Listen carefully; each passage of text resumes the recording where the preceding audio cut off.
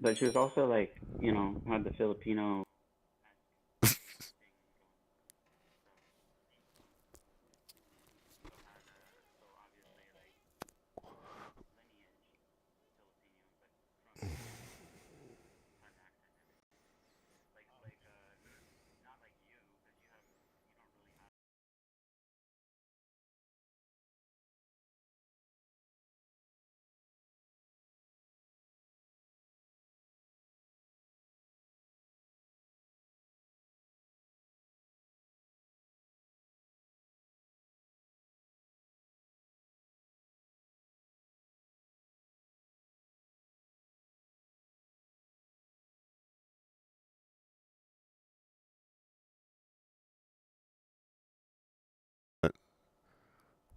All right, here we are.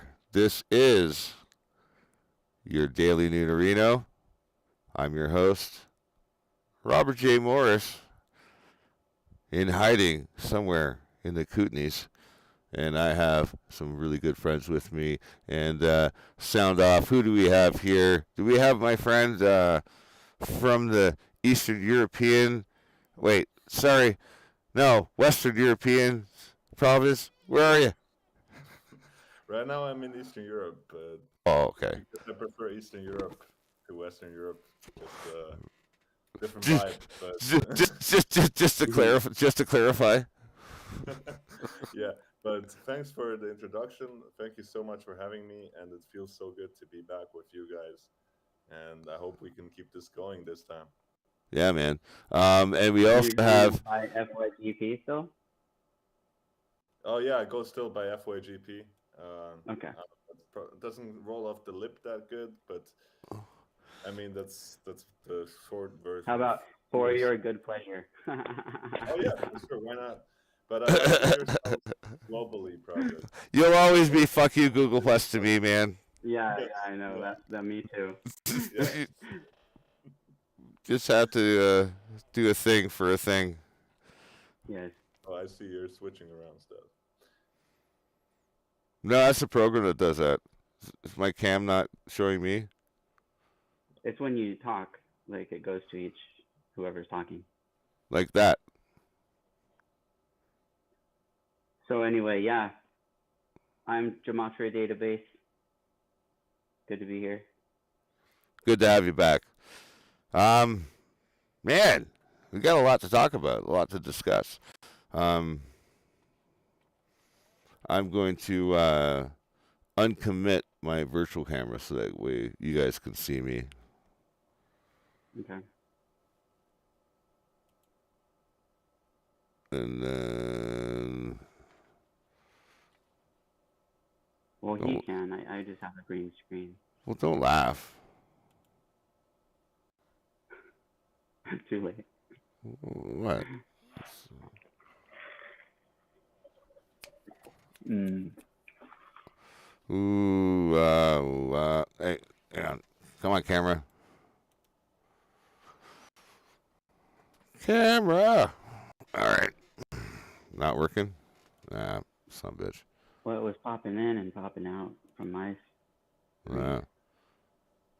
Well, that's what happens when we go live, right? I guess. Like, like every single time.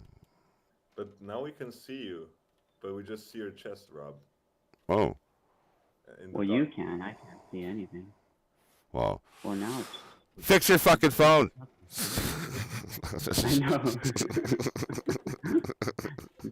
Oh, you can Jesus. see you. Hey, there it is. Oh, wow. It's like super like zoomed in. Oh, Hey, that look. reminds me. Are you up to date with Letterkenny yet? Who? Oh yeah. No, I'm not. Okay. No. Well, get at her. All right. Pitter patter. Pitter patter. Let's get at her. So what's the pitter patter? That like makes me think of like something that you would say to a kid, like pitter patter. I mean, oh, like about a kid, like pitter patter of little feet. That's the next part of that. Or The my never say that. grandmother was impartial to like don't skedaddle. Hmm. Like, don't skedaddle. Yeah. Hang on, this fucking thing is like, hey, look at me. Hey. Why is it so? Well, I think that my favorite episode by far is the pageant, the women's pageant What season? of the last season, or I mean, 10th season. Oh, I haven't Not seen it yet. I know. I'm just saying, like that's when you get there. All right, spoiler alert. Glad we're there. Is I mean, other episodes were good before that, but that was the one that really that was hilarious. Says my Dexter quality is very poor. All right. Just trying to fix my camera. Hang on a second here.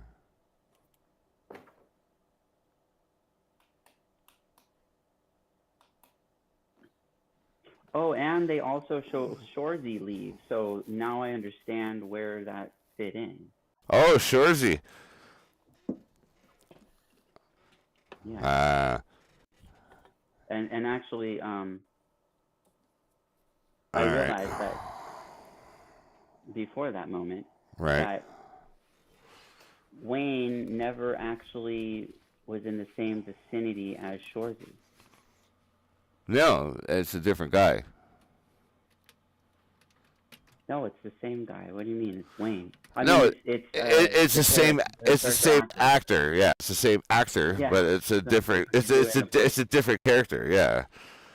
Yeah, but I'm saying like you never see them at the same time until a certain moment. So it's pretty interesting because I didn't realize that until that happened. I was like, oh, okay. Right. So, but then that opened up for the whole Shorzy show. And I'm like, oh, okay, now I see where I was supposed to watch this to get to there. You know, it's like I was ahead of the game, essentially. Right. Because I ended up watching Shorzy before the 10th season.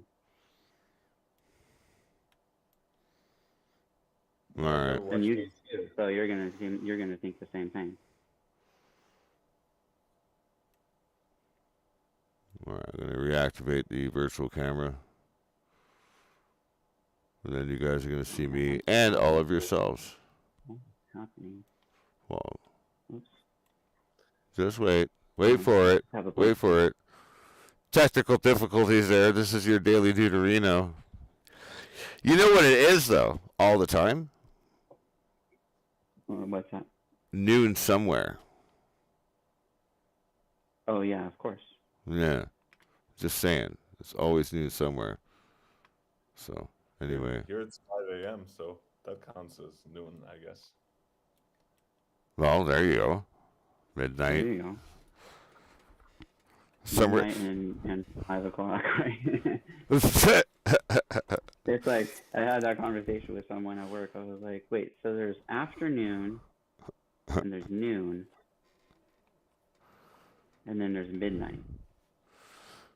Right. So, like, afternoon would be like 12 in the afternoon. That's 12, like p.m., right? And then midnight's 12 a.m. Noon is 5, right? Right. So wouldn't afternoon be after 5? That's what threw me off. Fair. Could be. And some people think noon is 12, especially over here. What in the crying hell are we talking about?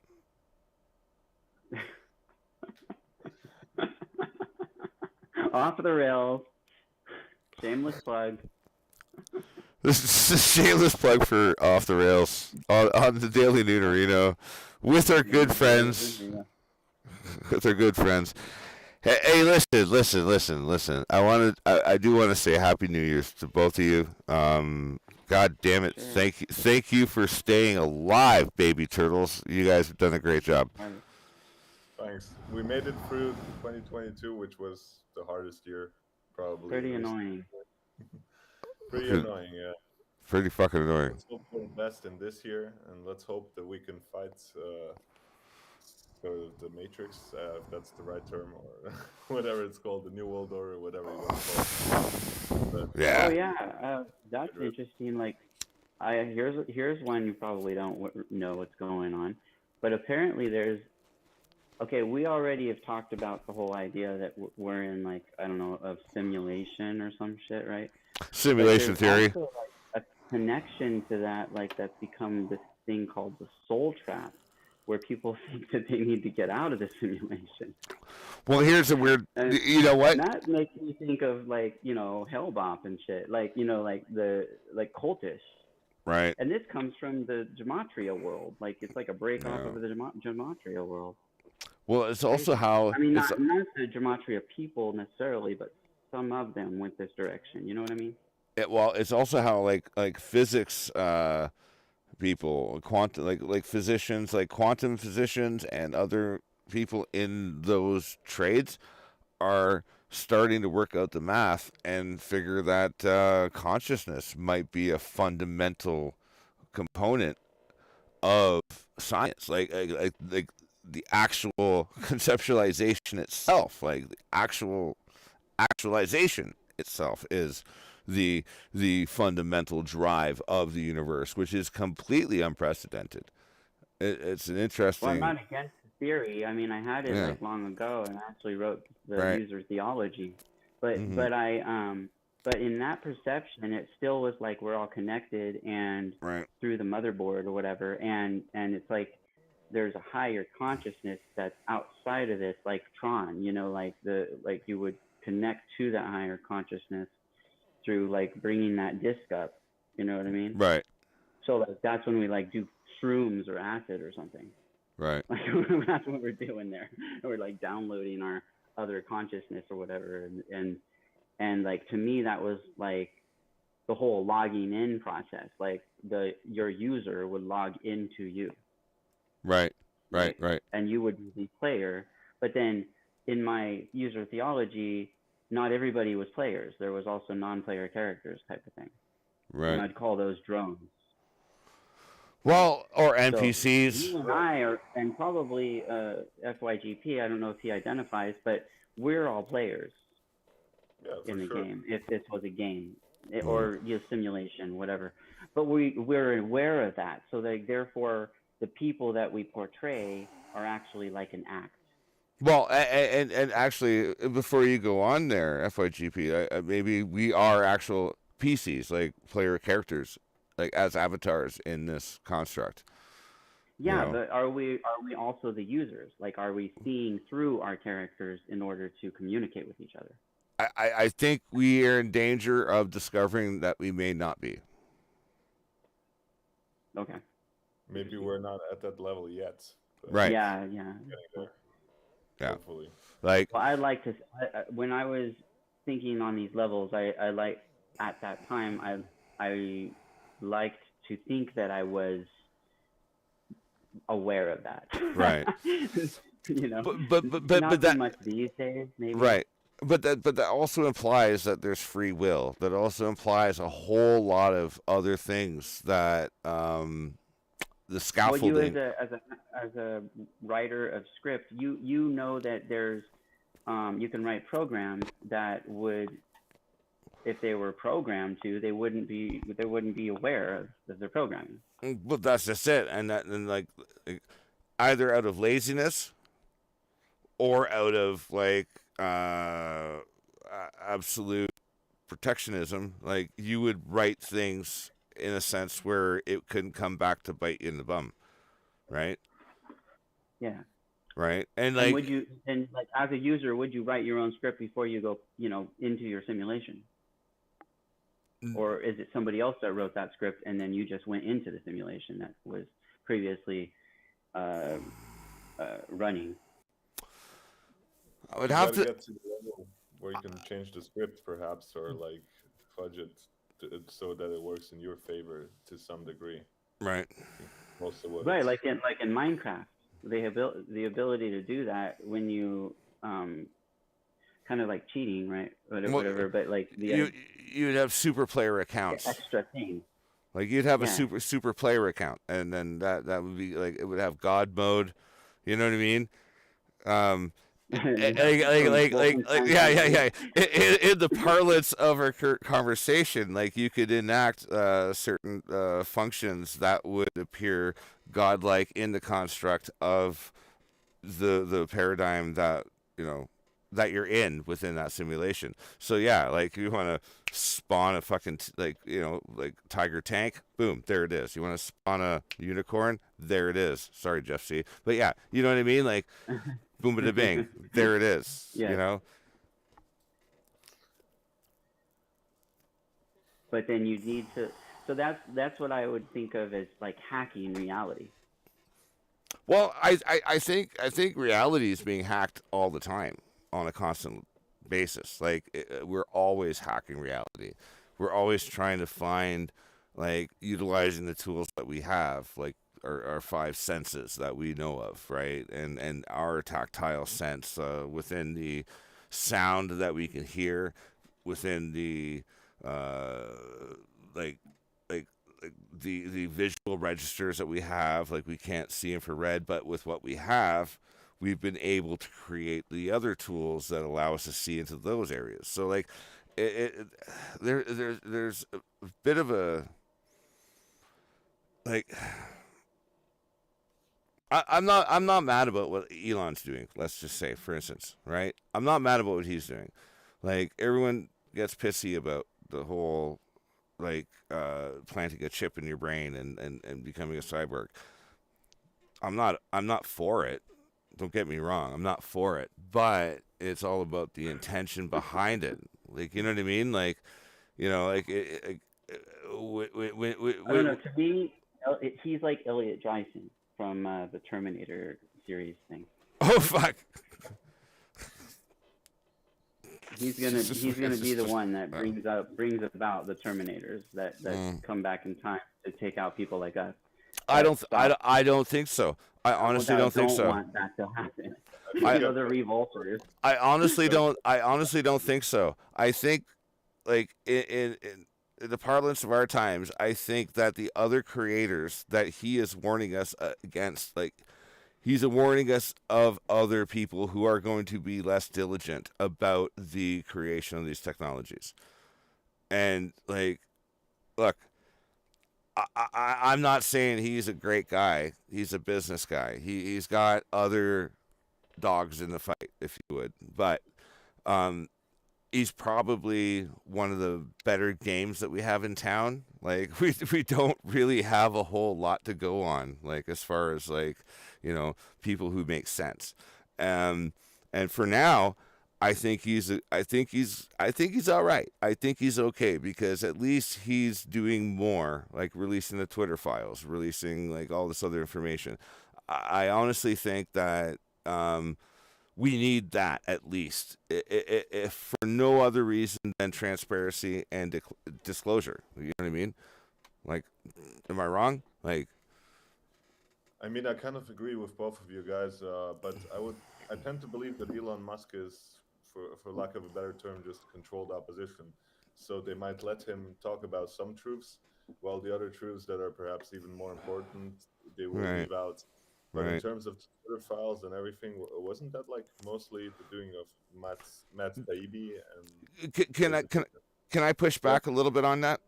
yeah, sure. Like, see, like he's lived an entirely different life than we did. So like he got to where he is, he's researched the things that he's researched, and he's gotten to this point in his life.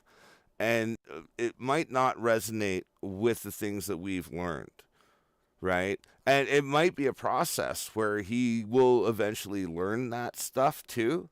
And it's a dark rabbit hole. And he might even reject it, right?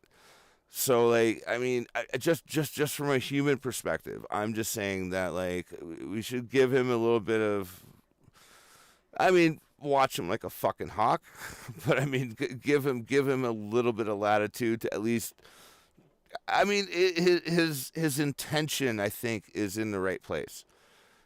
Whether or not it's based on the efficacy of the things that he was brought up on, but I do believe that people are inherently good, for the most part, and I'd like to predicate all of my predictions on that, I if I have a could. question.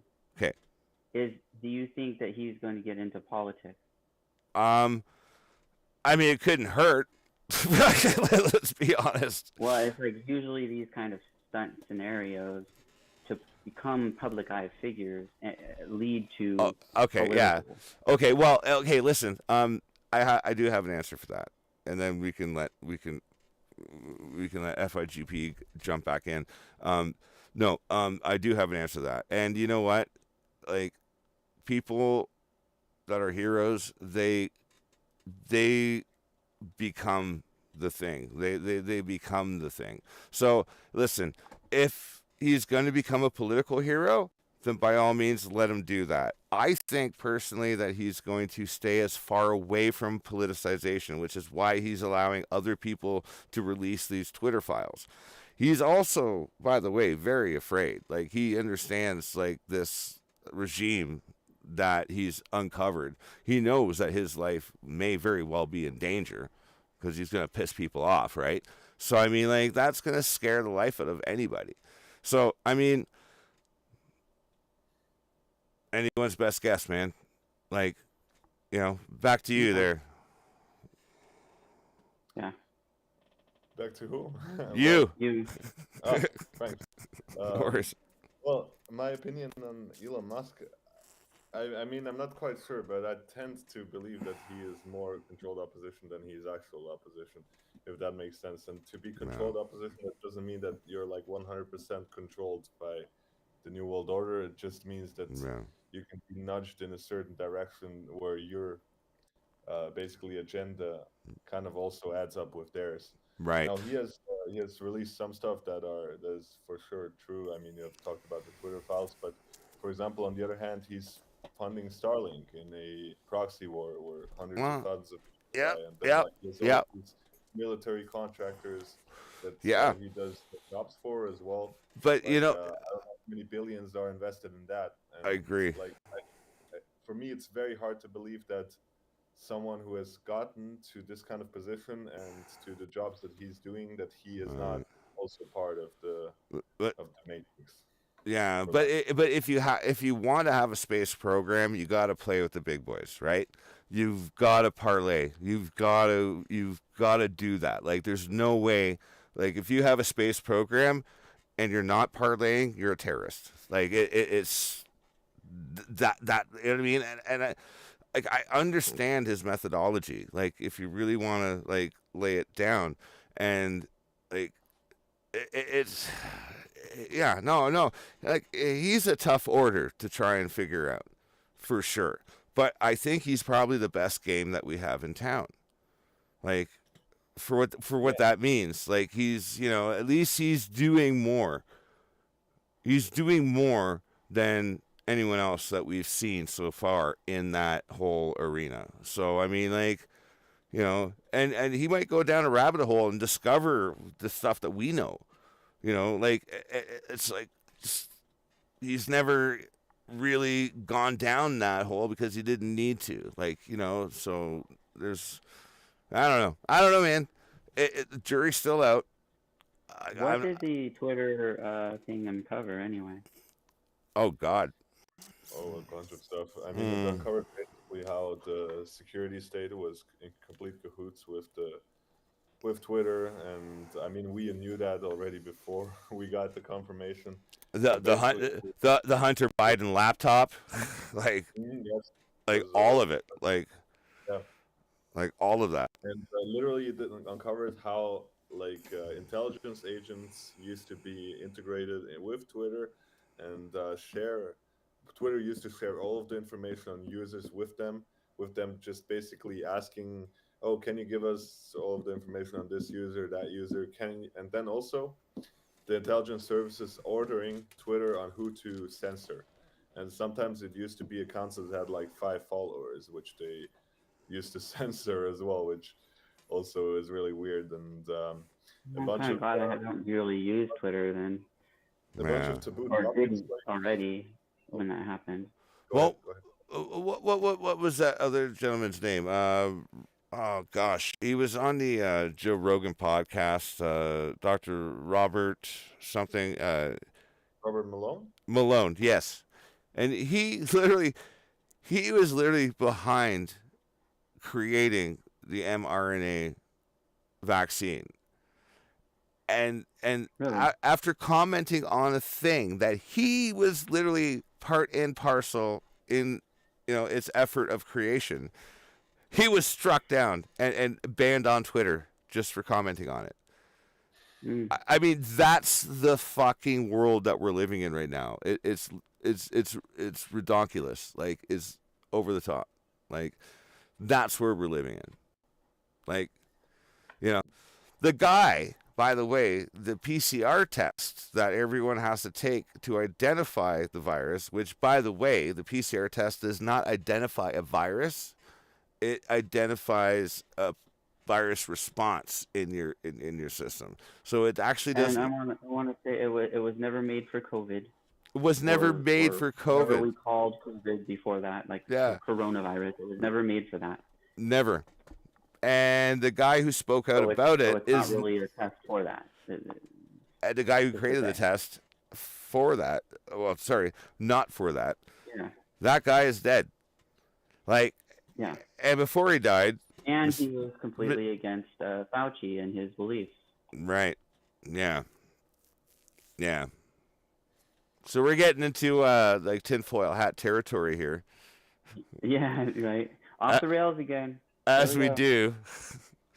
But yeah, no, the entire system, as we all talked about back in 2015 about the Trans-Pacific Partnership and about the amalgamation of ideals between 14 different nations, nobody thought that would be a fucking problem.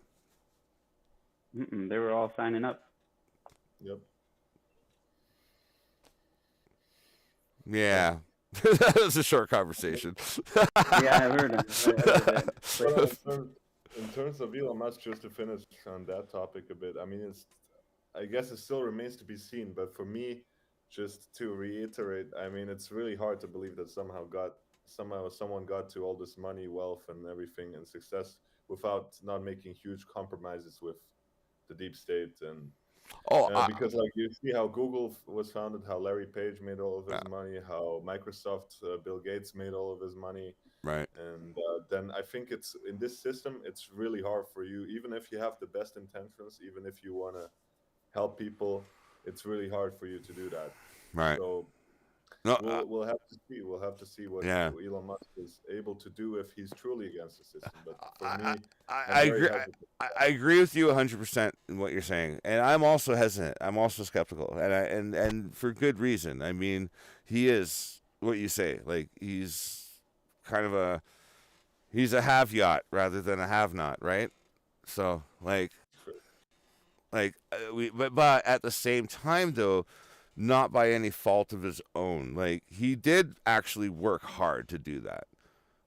You know what I mean? Like, and I'm not gonna defend him by using his condition, like being on the spectrum and having Asperger's, but I can see by watching him in interviews, I can see and identify where he has like trouble answering questions, and I have a pantheon of like 13 voices in my head too, and I could see when he's having that conversation in his head, and it's interesting. I mean, just from an observational perspective, I think it's very interesting to watch him as he answers questions, and like, I think he's discovering things for the first time. I honestly think he's discovering what the system actually is. The same system that brought him the money, the same system that he invested himself into. Like, and it's like, holy fuck, this is it. Like, oh, like, and being in a position of financial power, let's just utilize the word. Like, I hope he makes the right decisions in his learning process. Like look at Russell Brand, for instance. You know, he was somebody that like 3 years ago is like, oh, we would have thrown him under the bus in a heartbeat. But you know what? He's gone through a long journey of learning and being very vocal and being very, very, um, uh, like, like just willing to let all of us show him the way. And that's interesting. I hope we see the same thing here. That's all I'm saying. Too. I hope so too. I mean, big respect for Russell Brand and what he's doing right now. I mean, I really Yeah. actually enjoy his show, and the Right. information he offers, you won't find it on many places. No. I mean, especially regarding the Ukraine-Russia proxy war, he has done amazing work in recent times. The sabotage of the Nord Stream 2 pipeline and other topics as well, Right. for sure. So I Right. really respect that. But I mean, Elon Musk is just on a whole other level of wealth. He's like one of the, I don't know, he was one of the top three richest people in the world still. Yeah. So for me, it's like really hard to believe that there is someone with that sort of influence and that sort of amount of wealth that is actually on the side of the people and not used as sort of controlled opposition Of to course. Yeah. basically just lead people astray, Hmm. which doesn't mean that a lot of stuff that Elon Musk talked about isn't true. Right. Yeah. And like I said, it's a huge rabbit hole, right? Do you For want sure, to yeah. do you want to weigh in on that, Gematria? Well, I agree. I mean, to it, for me, like I would say that if you were gonna say like who's really robot in a human skin, that would be Elon Musk. And he probably was created by that Japanese dude that creates like copies of himself so he can do uh, thesis. I mean, what do you call it? Like seminars, uh, Right. or like the professor. When they're professors and they're in front of things at colleges. He has like copies of himself in different places that so they can actually do that without him being there. Right. And I'm saying that guy's technology, especially the daughter he made, the copy of his daughter, Right. I mean, it looks like a human, walks like a human, talks like a human, but it's a robot. All right. Well. Both of you guys have seen Ex Machina, right? Yes, Yeah. yes. Seen it So, recently. I mean, like the entire premise of that whole show is how, like, a machine can pass the Turing test. Like, can it convince you that you're human? Hold on a second. I'm being called. You're being called, not by a machine. All right, hold on a second. I'm being called. Okay. No problem. I need to mute out. Um,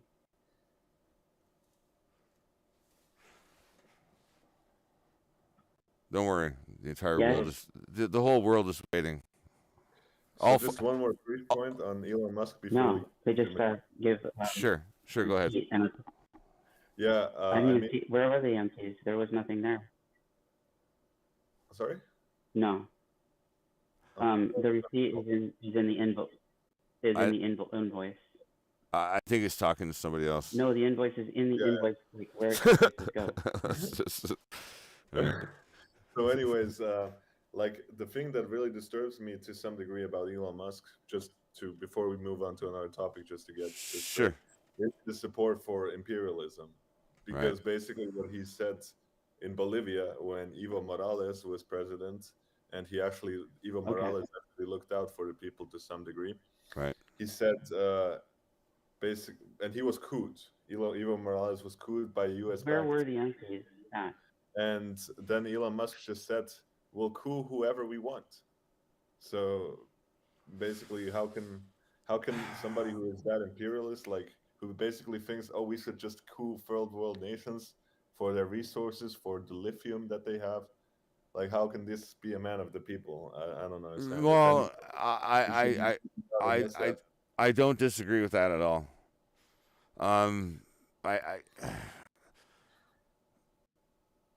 I I wonder about that, but I also wonder about how like he is trying to push like like innovation research in a direction that avoids using lithium altogether. So we'll see if that happens. Um, but like I said, once you play with the big boys, you got to play with the fucking things you have, and then the media is gonna spin whatever they want to spin. Like we know this already. So like, you know, like if I were to jump out and do this, I'd have to play with the big boys, and now I'd be fucking working deals and doing stuff, and like like oh okay, well, you know, I mean I'm gonna go Yeah, out and for come sure. back in because I lost the sound on my headphones. Be right back. Oh, we can hear you, but can you hear us? Can you hear us? Oh, he dropped out. I think he'll be back. Oh, he'll come back. Yeah. Anyways, yeah, you're right. I mean, you've got to play along with some agendas for sure, and Yeah. no matter how far you're gonna make it. But the problem is, the New World Order doesn't tolerate much. No. Like basically, Elon Musk perhaps might be forced to say stuff like that in order for him not to be in trouble with the CIA. So maybe he says, "Oh, I'm in support of cooing Evo Morales," for example. Yeah. And so I see your point there, but Yeah. still, Okay, I'm back. I mean, if like, still, like I it, was saying, you don't have a space program. Like, you know, like you could judge a technologically advanced society by the fact of whether or not they have a space program. You know what I mean? Like India launches like satellites into space and has a GPS program. Boom, bam. You know what? That means they have planetary expansionism. Like, and every country that can do that. Canada did it by proxy through the United States, but yet like still like the Canadarm. I mean, every country has an extension of a space program in some fashion. But if you can launch stuff into space, right? That's Mhm. powerful. But now it's jumping over into the corporate sector, and like who would you rather have? Like, would you rather have Jeff Bezos launching fucking giant penises into space, or Yeah, for so, sure. or somebody who wants to go to Mars? I'm just saying though, like for lack of a better, terminology. I mean, like, no, I I mean, mean, I also heard the theory that all of his program is actually just a front for basically the military industrial complex and the space industrial complex to not be reliant anymore on the Russians right. for space flight. Right. Well, if we And want to get conspiratorial, then the actual like space industrial complex was already set up 20 years ago. Like there literally oh, is no reason for Elon to get involved. If we want to go Yeah, down to you the mean the secret if space program? right, if we want to go down yeah, that rabbit hole is what I'm saying. Like, and I'm Yeah. not saying you're that. right about I'm not saying that, Is but that even still out there? it's still a thing. What is it? What do they call that? Okay. There's a term for it, that. I forgot. I forgot. I used to do a lot of my research into those topics, but right? I can see myself again. Yay! you feel too. Yeah, you're back. Nice. That's funny. Good to have you back. Good to be back. Yeah. Man. So, Ah, how I long don't has know. it been? For one thing, when we started talking about that, but Yeah. where you're right, Rob, is basically what Elon Musk does to some degree is warn people from what AI and machines will be able to do in the future, Right. and I think that's a good thing for Yeah. sure. And like to get in front of it as opposed to being behind it, because once you're behind it and it gets out of control, like it's over. Like there is no recovery from that. And I can understand his logic there. Like it Well, I almost understand that too with the whole animal like zoo element, or like pets. right. Right. Well, I mean, ultimately, he said, if we have a reactive attitude towards it rather than a protractive one, then it's already too late.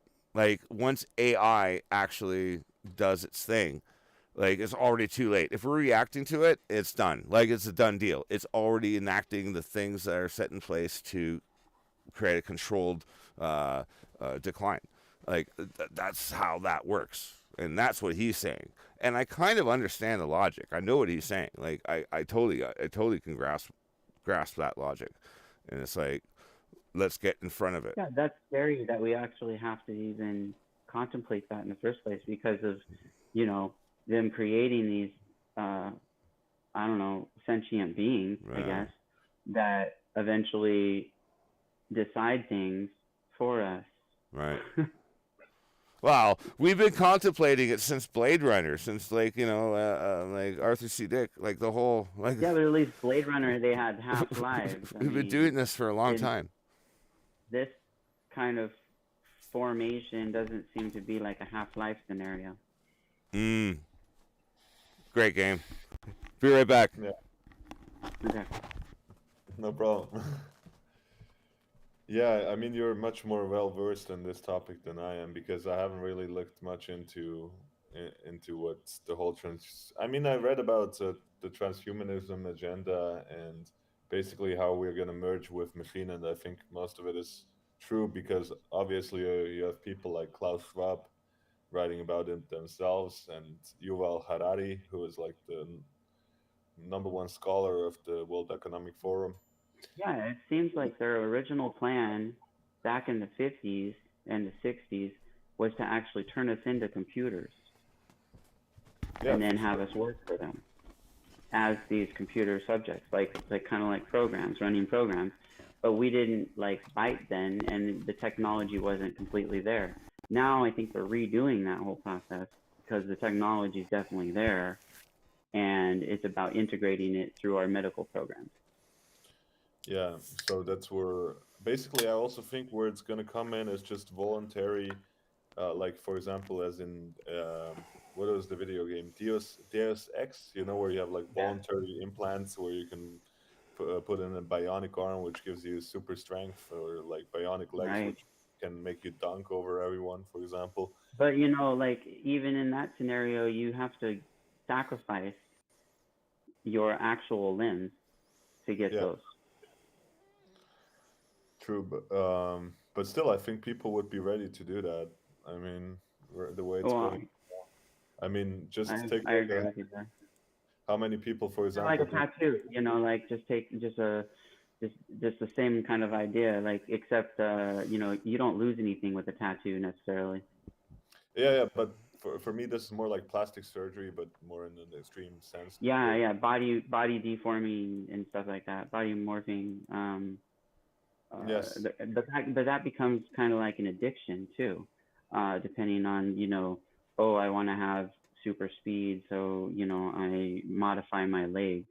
You know, it's weird things like that, and it's I'm not necessarily against it, but I think that it could be used for nefarious purposes, using like Wi-Fi technology, nanotechnology, things like that. Especially considering the mRNA, whatever Yeah. thing is basically just nanotechnology, yes, and the formulation of the process of you know I don't know updating and boosting and things like that. It Right. seems like they're adding more stuff to it.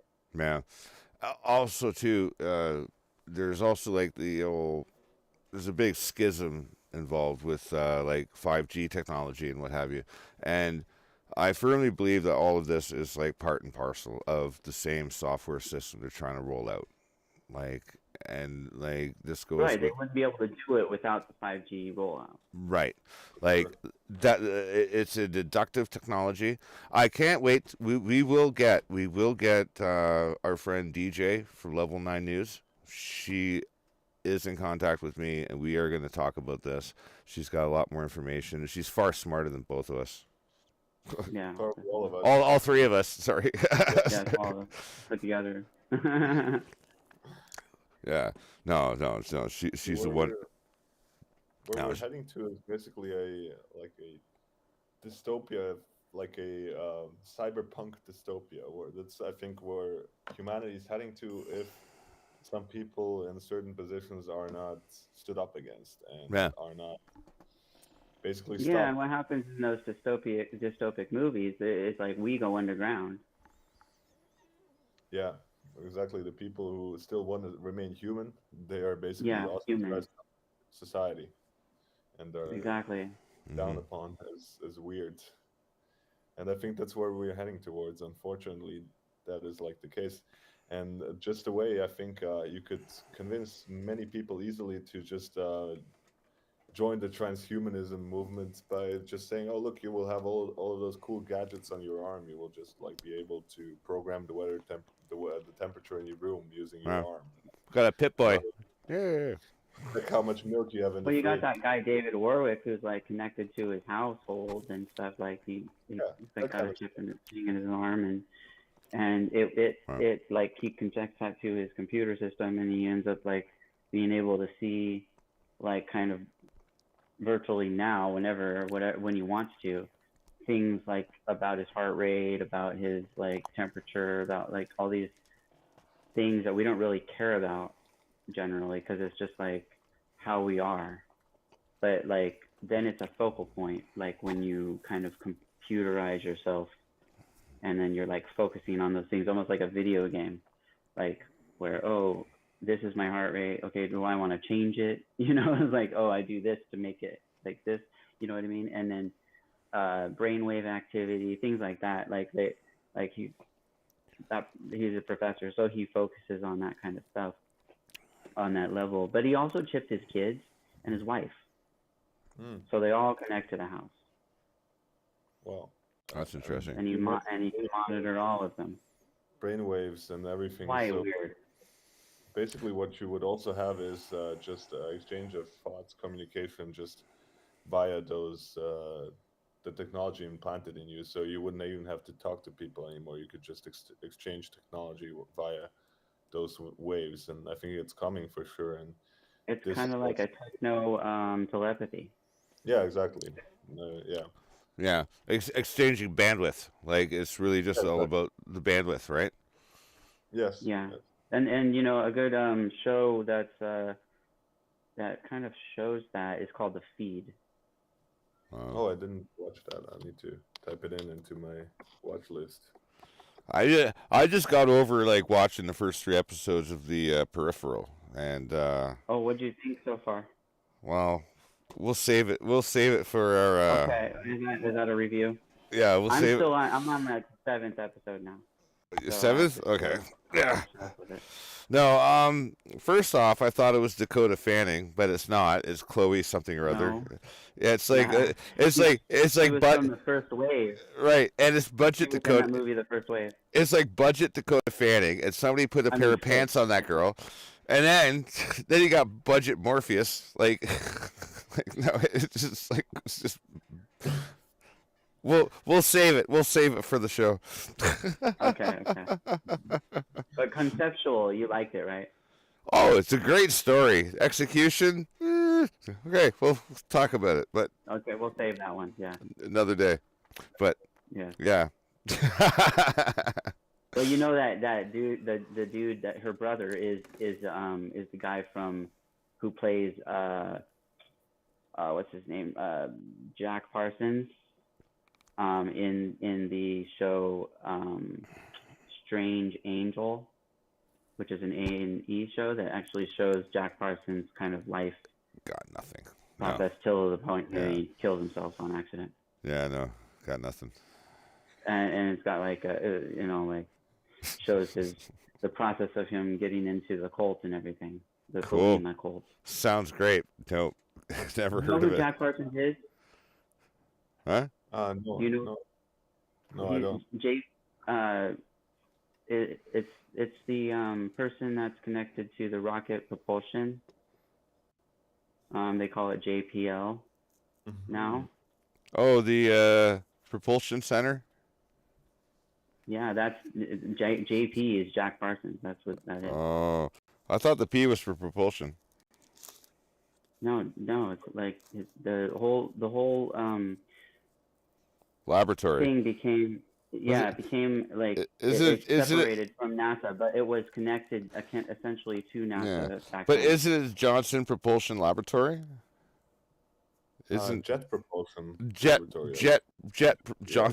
Johnson? I was thinking of my penis. Sorry, no, the Johnson Propulsion Laboratory. My bad. But it was founded by Jack Parsons. I'm a big Lebowski fan, by the way. So Oh, me too. Anyway, the person who plays the brother, he's actually plays that character, and then also that same person was in that movie about what's that called Midsommar. oh, He was the one that basically got sacrificed at the end. was that the other one that you wanted me to see that I never saw? Maybe, I don't know if you saw it or not. It's like a weird like off pagan story type of thing that has matriarchy over patriarchy, and then you have these old people that like kill themselves in front of the young people. Oh, like jumping off of like season 4 of Battlestar Galactica. Gotcha. Into a rock, and then the guy doesn't die, so they actually, the younger people, like they're like designated to do this or whatever. They have this hammer kind of thing, and they go and they smash his head. Fucking crazy. Wow, And that's exactly like season 4 of Battlestar Galactica. So it was, yeah. Anyway, okay, so yeah, so coming up soon on Off the Rails. Yes. Just a question before I guess we'll have to review that one. Jack Parsons. I mean, he died. I haven't looked much into him, but isn't he the one who actually embraced the Dude, Thelma and conceptualize this for a second. He was the leading rocket scientist, Yes, and he also was a occultist. So in the NASA field. Of Aleister Crowley, basically. And known to, yes, and he was in, Aleister Crowley visited him. Right. Oh, I didn't know that. Yeah, he actually, like, they had connections. And ding, ding, ding, ding, ding. We have a winner. And yet they, the FBI or whatever, like, picked him up and was like, oh, you know, we know you're talking to Aleister Crowley and everything, and we suspect him to be a spy of the Queen. Oh, yes. And it's just, yeah, it's all crazy. Hey, I don't know if you've heard, but the Queen is dead, right? Thank God. Thank God, actually, that lizard person finally. Basically, that was MI5, I think. I think they were accusing him of being MI5. Well, Philip's in fucking charge now. Now, MI6. It doesn't mean. I don't know if it even means anything. Also, oh, excuse me. Didn't Jack Parsons also die under quite suspicious circumstances, if I remember? Yeah, he basically blew himself up, you know, experimenting. Because that's what people do. Yeah, but from the show, you learn that he used his so-called magic from the Thelema world in order to create the jet propulsion. Right. Wow. And to find the right whatever like fuel type that can last for a certain amount of time. And yeah, it's very interesting. Yeah, there's a very specific formula, and I don't know the name of it. Anybody listening, sorry, I don't mean to butcher this, but yeah, there's a very specific formula to get out of like Earth's orbit. Out of Earth's gravitational field and get into orbit. Like it's a very, very it's waste to mass ratio. Weight and mass ratio versus velocity, and there's a whole like equation that you use in order to determine whether or not you can get a thing from here up to there, and then. But didn't he just use like basically a formula that was already known for decades and actually discovered? Oh yeah, it's called Tsiolkovsky. Oh yeah, actually, what's his name? I don't want to. What is his name? Verhoeven? No. The Russian scientist was called Tsiolkovsky. Zhukovsky. Was he part of the V rocket program with the Nazis? Oh no! He was basically also during Imperial Russia. Is I think when he lived, and he was just a mathematician who All right. basically just did all of those formulas on how rocket propulsion is going to work and what is necessary for a rocket Right. to fly. Right. And actually, the rocket equation is delta V equals Del- V underscore E IN. That's And why that's why we got a mathematician here on us yes, we do. We do. on this Exactly. pod. We do. I can basically type it in the chat, but I don't know how to say it in words. But that's yeah. Well, letters have no words, obviously. Yes. I don't know if you're Equations familiar either. with. I don't know if you're familiar with Tsiolkovsky. Tsiolkovsky is his name. I do know the name. Yes, I do know the name. It's come up in my research. Yeah, the guy in the V1 program who That was was Werner von Braun, right? von Braun, yeah, and then he Yes. ended up going later Yeah, to Von Braun. NASA. Yeah, Yeah, he was the real leading rocket scientist in NASA, right. like what I was saying is after him is Jack Parsons, and All because right. he actually created a propulsion unit that was less or more efficient and less costly. All right. Huh. And it went down in history. I mean, look him up. You'll see what I'm talking about. Oh, But yeah. what I found fascinating was he was also a Thelema person, and the and knew Aleister Crowley, and Aleister Crowley was like writing to him and everything. I mean, he didn't like they met like at like a diner, but they weren't like friends. You know what I mean? So it's Right. like Right. but they had like connections with the Thelema Yeah. group and things like that. And No, you know, I I I understand what you mean. Like they weren't connected. They weren't buddies. It's just like the Pilgrims and the Indians. They weren't friends but they at knew of each Thanksgiving. other, yeah, and they met Like before. That's about it. yeah. They're But just what was interesting is that people forced to work together. yeah. But what I found interesting, listening to that what's his face, Thomas Sheridan. He's very into the Jack Parsons story and whatnot, and not necessarily that show, but like the real like story. And I learned that there was a woman that he ended up with that was an artist, and she actually recorded, or somebody like she went crazy one night and burned all of her paintings, and so but somebody recorded them on like a film before that happened, right? And they were prophetic paintings. That Did they paint? They painted the freak out before the freak out happened. Like, well, it's like the footage became like a mystery because it's like out there. You know what I mean? Like one of those. Oh, if you see it, then you'll learn something. You know what I mean? Like that kind of weird storyline. And then she died after that. And then he died after her. But there was a process where him and Aleister Crowley took her baby, unborn, like essentially out of the womb, and put it inside of a rocket, blew it up. Okay. In the middle of the desert, and that supposedly Jesus Christ, where Area 51 is. So they think that there's this portal there that was created by their explosion using magic, and she was considered the whore of Babylon.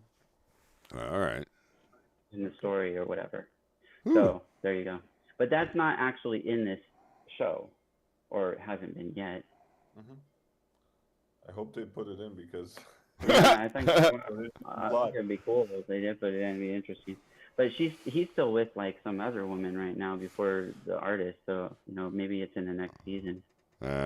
But you know, Oh, like that allegory though may have been placed into so many other shows that we've already seen. Like there's so many other. I mean, we've all dealt with like predictive programming in television shows. I mean, you and I like fear we've done this, and yeah, I've it, done it Well, as yeah, well. I mean, like think about Twin Peaks, right? The second one, the one they did like way later, like 20 years later. yeah, And what did you see? You seen like an explosion, and in the explosion, that's where Bob got created, and right, the mother of all evil, yeah, MOA or MOE. or season 11 of the X Files, like. Yes. Remember, like it is like so out of place. So you have all of those references to basically sex magic, which Crowley used to practice in those series, Yeah. or would you call it sex magic, or Yeah, is they it? show. Yeah, it's definitely sex magic. Mm. The idea from my research is that, and I've also known Thelema people. They use the sex energy to create like the sex happens, right, and it's all like kind of ritualistic with different parts. People are playing different parts, and then there's spectators around. They're all wearing the masks, and they represent the outer lope or interlopers, and so they're witnesses to the process, and then that becomes an energy that like exudes in the area. Then they all leave, and then the real like practitioners come in and they use that energy in order to create something or destroy something. And I bet for the most times, because these are some twisted people, they don't actually use it to create something good. They just use it to. No, and they also are all about Saturn. Yes, yes, yeah, that's for sure. The Saturn symbolism and the Saturn worship is just all over the place. And Jeff C. and Red Pill Revolution actually used to talk about that stuff a lot. That's Uh, how I like started. Like my whole thing was about but you researching got Saturn. way deeper into that. You actually know much more about that specific topic than I think anyone I know, to be honest. That's I went really deep because I like why I wanted to know why I was seeing it all over the place and I didn't notice it before. yeah. I And mean, also, I also went into like finding out about the different Saturn cults that are out there. Mm. Um, that led into like basically the understanding that it's death. It's like death worship. hmm It really is. but I mean, it also goes back to ancient times, the ancient Romans, and also paganism. But it's kind of a pervert. Correct me if I'm wrong here, but the way I understand it, it's kind of like a perverted version of paganism of all of these pagan religions from ancient civilizations, because they also used to have Saturn as one of their gods, obviously. Yeah. Well, what it comes down to is that Saturn was supposedly a star, and it failed its process of becoming a full star. So Never, it's like a never half actually star. combusted, like kind of. Yeah, exactly. And Never it fell didn't into have the actual. ring. It didn't fall into cold fusion, like it didn't, or into a fusion state. Right, and it also wasn't where it currently is, apparently. So it like when the or whatever the universe was being formed, there was all these things hitting against each other, moving them Right. all away and stuff like that. And that's when Saturn originally didn't have rings Right. until it got caught in the orbit of Jupiter, which creates the story of like Zeus and all that. Right. And the idea of Saturn getting its rings because it stole moons from Jupiter Right. Well, when it came around. the whole thing speaks like physically. If you're talking astronomically, it speaks of like two like galaxies kind of intersecting, and the solar Yeah, systems it's that intersect with it's each supposedly other. it's going to happen again in like 4,000 years. It's So happening right now. it's happening in real time. Like it's literally happening right now. We're like on the outer. We're like on the outer Mm-hmm. like sections right now, right? Yeah, right. And it won't be done for another 2 billion years. So like it's not something you're gonna watch on your TV. So people chill out. No, exactly. Yeah. But I digress. But I mean, Unless yeah. we're in a simulation. That's a whole nother show. Right. Get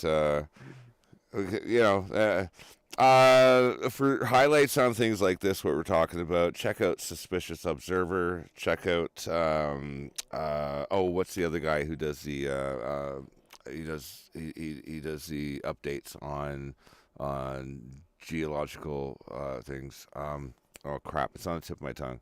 Help me out. Dutchson. Dutch yes, Dutch. Check him out.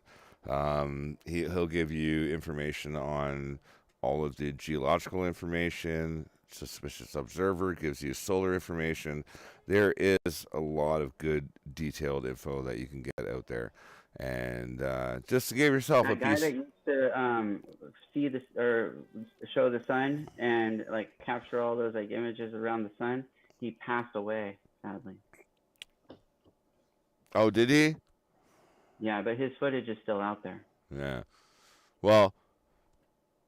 The Soho stuff. Well, where like extra. Suspicious Observer is still alive, and he's doing that. So. That's good. Mm-hmm. Well, that's.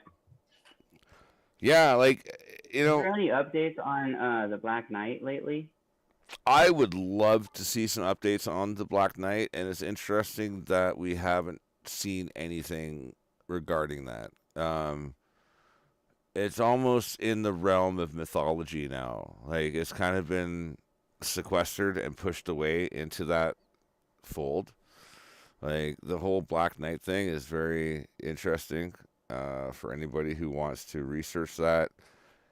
It was a satellite before we had satellites. So, I mean, what else can I say? Like, or a probe? It could be a probe. It could be a probe, but it was up there before we put anything up there. So, I mean, it's like, whatever. Like, exactly. Do what you will with that. Yeah, man. And there's a couple of captured images of it, and it's like the backdrop is the Earth. So that's why we can see it, because it's black. So if it's like the other direction, it'll just blend into space. It's also got a retrograde orbit, so it makes it extremely hard to track.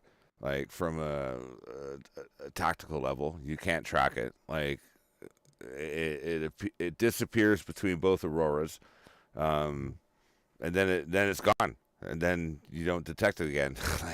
It doesn't have a natural orbit. It goes. No. It changes its orbit like this. Yeah, it changes. It's one of the big oddities of our whatever you want to call this.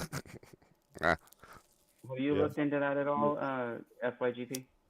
Yeah, I looked into the Black Knight phenomenon, or whatever you should call it. Basically, I didn't look into it deeply, but for me, it's just I mean, it's inexplicable. What could it be like? Is it perhaps even like aliens or whatever? Because I don't know, but I actually believe that there is some sort of breakaway civilization of elites that are more technologically advanced. And I think it's ours. I think it's ours before we disappeared. Yeah, I think so too. If it's so like kind of what do you call it? Seeded Earth type of thing? Yeah, no, we probably put that up like 12,000 years ago before we fucking died out the last time. And like maybe an Atlantis thing? You know, as like, I think our entire civilization is a breakaway refugee civilization. I think we live with none of the facts, none of the truth, just the bits and pieces that we have correlated with what we have. With the tools and utensils and the senses that we have. And I think that our 3 different blood types and then subsequent, the Reese monkey gene and everything else. So 6 blood type generalizations. I think this all has to do with a multiplanetary species that is a refugee here. That's my fucking. That's my theory. Okay. Yes, yes. Well, That's talk something. amongst yourselves. I'll be right back. Okay. It could be the case. It could certainly be the case. Um, I'm not quite like I haven't looked into this type of stuff too much, but I mean, if you think about it, probably if you have a bunch of elites that know about this kind of stuff, they would be very invested in hiding all of that Right.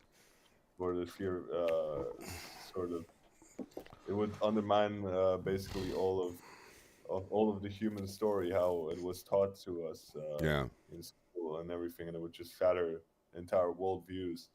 And I'm sure that it's quite possible that such breakaway civilizations existed. I mean, look at for faraway civilizations like perhaps 12,000, 13,000, 15,000 years ago, Yeah. that were highly advanced. And for example, the whole theory of pyramids as energy sources, sources of energy that connected the entire world, Right. for me, kind of like Tesla coils, Yeah. with giving everybody unlimited energy. Energy. I mean, it's certainly a possibility, but unfortunately, I'm not well versed in that topic, and I haven't really got the facts and evidence to back anything up. Yeah. So Well, to And add to your breakaway civilization thing, what about the moon? Like, there's a lot of like mm, things that look right. like they could be man-made that are on the moon, like these tunnels that like look What like glass. They what if shine. the moon itself is man-made, like a Death Star? Like what if it is just a Right, yeah, satellite?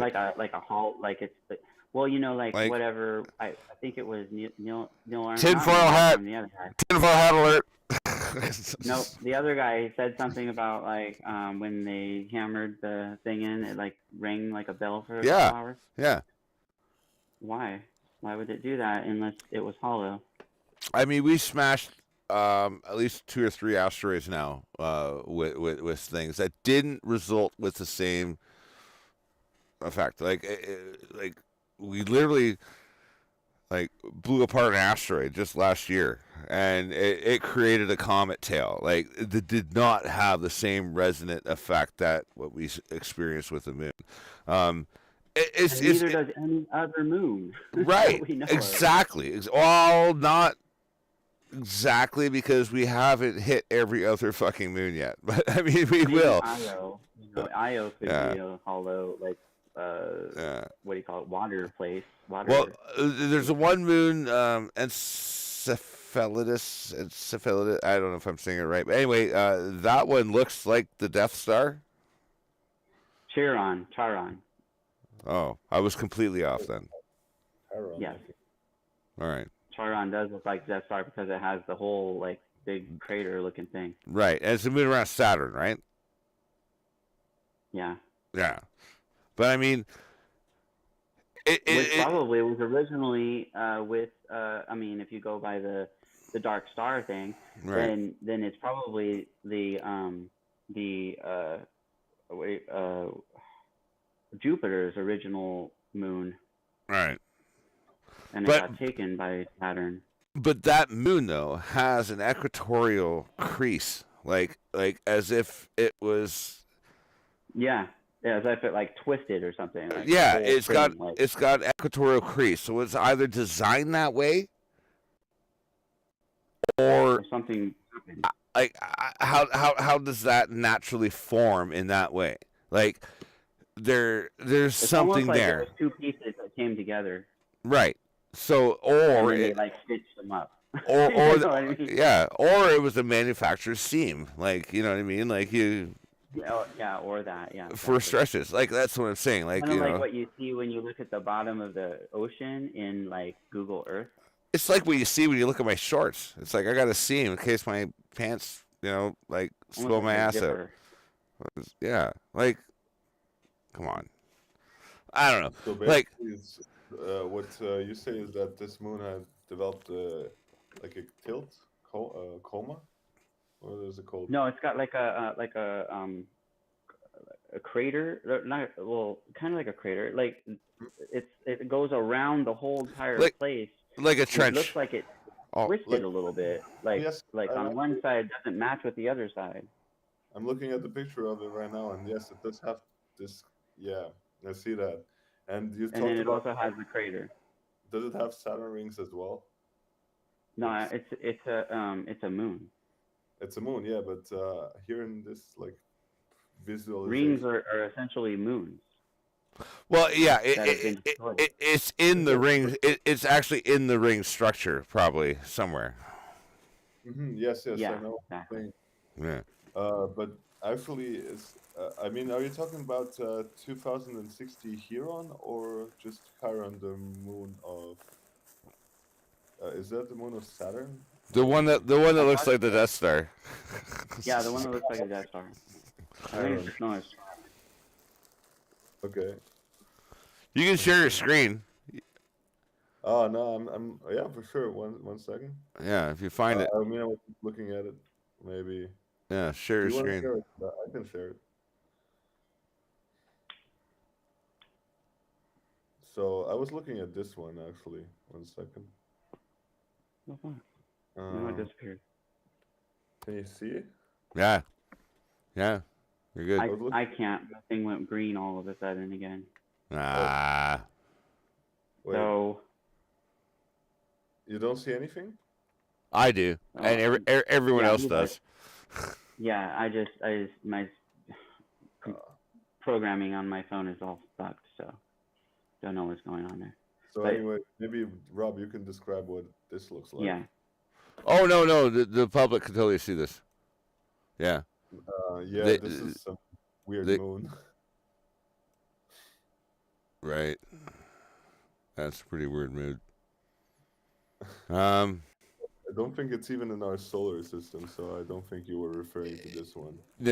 that looks like an artist depiction of a moon, Yeah, it's a depiction. Yeah, yeah, it's a depiction for sure. But right? why would you put rings on the moon? I don't get it. Well, because rings are cool. Yeah, I guess so. yeah, that Like, doesn't make sense though because a moon is the ring. exactly. Well, in a ring system, yes. Do you guys ever hear about the Yeah, ring in a ring system. or, Right. or the ring makers? Or the rings themselves, like they're like if you destroy a moon and it gets into little pieces, it's going to still stay in the orbit and Oh, create a ring. kind of like our asteroid belt between Jupiter and Mars. Kinda, yeah. There you go. Right, Like like that's the whole, yeah. Oh no, just the Kyger belt, right? Yes. And Yes. and that was basically if you go by the Assyrian legends or like the Sumerian legends, then that was essentially the original Earth, the right. pieces or the half of the original Earth that was called Tiamat. Well, there's actual geological evidence to suggest that our dynamo that's created within our actual core of our planet has two different density levels, meaning that definitely at some point a planet converged with ours, crashed into us, Mm-hmm. and created two different densities. So we are Or a literally, moon. we literally, we are literally in like it's kind of like we're in the aftermath of a violent, like interstellar thing that took place. I'm Yeah, very, like you said, like two universes colliding. right, yeah. I'm very, very certain that something like this actually took place because, I mean, using Occam's razor, Occam's razor just suggests like the easiest solution is the most probable, and in this particular case, it's like that seems to be the most probable thing to explain all of everything else. Like, Right. Then a twin planet that knocks into ours, and then that one supposedly disappears, but then we become the one that's there, and it also knocks out the moon into space, which yeah, gets caught in our orbit. I mean, it's like that's scientific explanation, essentially, of how the moon was created and the reason why it the Earth it has does, water. yeah. The scientific explanation for how the moon was formed is bullshit. It's bullshit. Yeah, and I think it makes more sense to go by the Sumerian text, which is very old and based on essentially knowledge from the people that came from that direction, because they say that we're the seventh planet, not the third planet. And so there's the seventh planet from space or from the outer reaches. And even in our own culture, there are periods where there is no moon reference. Which goes by panspermia kind of understanding, if you will. Yeah, like the moon was not always here. Like somewhere else, other. Yeah, exactly. It was in the Sumerian text. It was Kuju. Right. Just a short. And it was bigger. And it was a bigger, and it got hit by a bunch of things, like as it traveled through space to get to where it's at. Right. And that's why it's got all those craters. Not because it's been hit several times by being in our space. Because, I mean, how much, we've never even seen it be hit by anything since we've been here. Right. Wow. Yeah, I mean, to me, it's the original, like the conventional explanation of how the moon formed. I don't know. I mean, I'm not an astrologist or anything like that, but it just it gets explained like the way the planet Theia, it crashed into what used to be the original Earth 4.5 billion years ago, and then for some reason these due to the gravitational force of the new planet that was formed when they crashed, a sort of the moon formed just beside us. But why would it then just be one moon that formed? I don't understand. Shouldn't there like be perhaps multiple moons from all the debris that like just And how did it if it's going to be shot out into our orbit, how did it form into a ballish form, because it has really small amount of gravity. Yes. Yes. Yeah, that is true. So it's like, what would bring it together to become that? It doesn't make any sense. Yeah, how would it get shot out just to land in orbit and then take a spherical shape? There's a lot of things there. Like there's a lot of aspects to take into consideration. A lot of questions going on that. That nobody's answering. Yeah. And they're just going along with it. They're like, yeah, that's how it went. That's how. Okay. All right. I'll ask my cousin. She's actually an astrophysicist in some British university, and she's like smarter than all of us. Cool. So I'll ask her about that. Maybe she has some explanations, but bring her on board next time we do this. Yeah, I will. There you go. Yeah. Because I'd love to hear from somebody who knows stuff. Like. Yeah, me too. That would be nice, because then we'd have like a nice something like that, and we would just ask debate. Her, and then we can like debate with her, and she would explain to us something. Yeah. Because as I said, I'm really I'm totally dumb on all of these issues.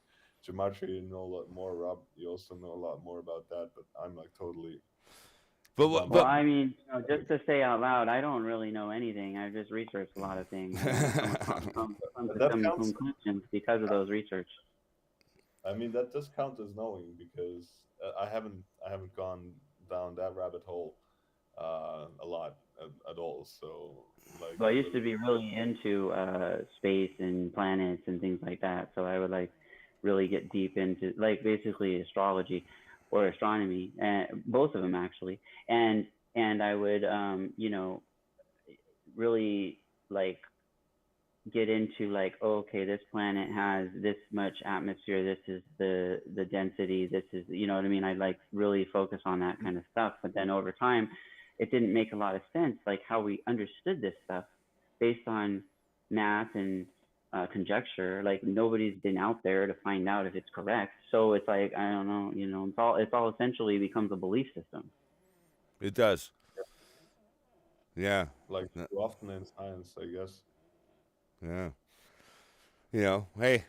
And I never really got like the whole moon thing. And when I read about the Sumerian text, and it's like, and I actually read the Cuneiform. I mean, the transliterations of the cuneiform, and I was more drawn to that than the actual explanations of the explanations.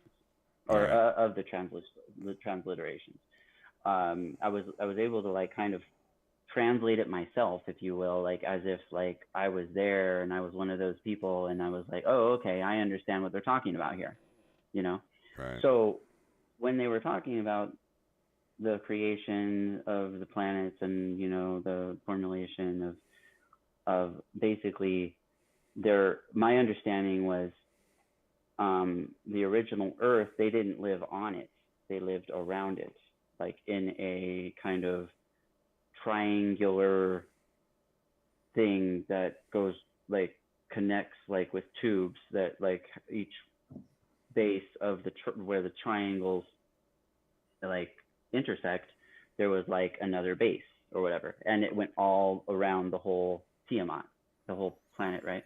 Right. And they would use the energy from Tiamat and possibly the gold, right? Because that's where we get gold, is from Earth. So once the planet got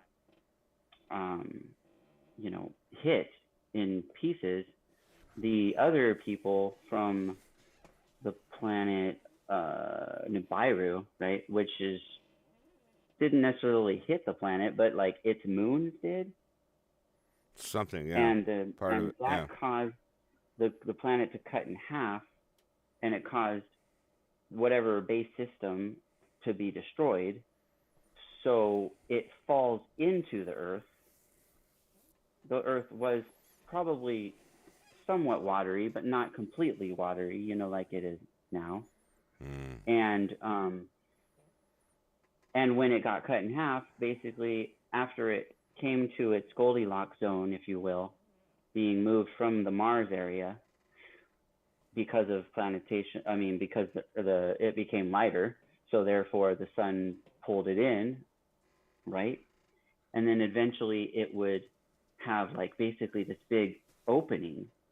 Well, if it was half watery, well, wouldn't the water go on the other side to fill up that gap? Just like you do, and like when you fill up water in like a bowl, and it kind of goes off the edge, and it goes up above, and it fills in. So like think of a rock that's been cut in half, basically, but the outer area of it had water. So like obviously the gravitational pull will bring the water all the way on the other side. And I think that's why when we look in the bottom of the earth, the ocean, the deeper ocean areas, we see huge gaps, like huge deep areas, right? Like think of the Mariana Trench. Mm-hmm. I think that is evidence right there of when the moon cut into the Earth, or well, Tiamat that became Earth. When the moon meets your eye like a big pizza Because that's pie, like the deepest area, right? that's So like you go all the way in, amore. and you like think of that in a level of like was where it's so deep in the Mariana Trench. If you took out the water, what would it look like? Yeah. It would be kind of like being cut. Well, Or like So I flesh wound, like on the Earth's surface, like a big cut, yes, as you said. Yeah, and there's also areas of the when you look on like Google Earth and you travel around in the other side of the Earth, like not where there's there's like probably islands, but there's no like big land masses. And then you go into the water and you look around in there, you'll see like these cut, like it's almost looks like they look almost like zippers. Mm. Oh yeah, you're right. Yeah, I saw that on topographic maps so often, and I mean it's always being explained by tectonic shifts that somehow. Yeah, but the tectonic shifts Yeah. should have probably happened over so many years after there was no landmass there. It would have to, kind of shift in order to put landmass there, but it only could put so much, not Yeah. to fill up the whole, gap that's there. Right. in my Yeah. opinion, and that's why I think the ocean is so vast. Well, and also too that when we talk about things like tectonic shifting, like we're always placing it in frame of reference of what we know about this planet, right? So like Exactly. the frame of reference is skewed already. So like we have no idea how tectonics work on another planet with 1/3 our gravity. You know what I mean? Like there's a whole whack of things that to consider, like air pressure. We talk about atmosphere. It's like, well, we can't call it an atmosphere, but we can because there actually is an atmosphere. It's just not the one that is ours. But you know what I mean? Like, there's a whole lot of different aspects that we really don't take into consideration when we're evaluating other planets. Um, yeah. No, sorry. I just wanted to add that to what you were saying, man. Like, it's an interesting like thing for people to kind of get into. Um, Yeah. I wish we had more people like actually going down this rabbit hole. Because Sure. it's about our environment, it's about our geology, sitting on the shoulders of giants. Utilizing information gleaned from other planetary systems, from other geologies, and then trying to use that to utilize like peace of mind, and you know what I mean, like And I I don't know, almost think of like the Nibiru people, which I guess were giants or whatever. They were kind of like explorers, kind of like what we think of as like um the what do you call it, the Star Trek world, you right? know, like Federation, there was a federation, yeah, kind of thing like that, and then they like, but then there was a revolt because they basically put them on the planet to like mine gold for like a certain amount of years, and then right? left them there. When they come back, they're like, okay, well, we're taking your ship and we're coming back, and we're like, we're not doing this anymore. Yeah, And that's supposedly how we got created. Well, not us, but like the progenital human as we know it, right. Cro-Magnon, got created Well, just imagine this as a from Neanderthal.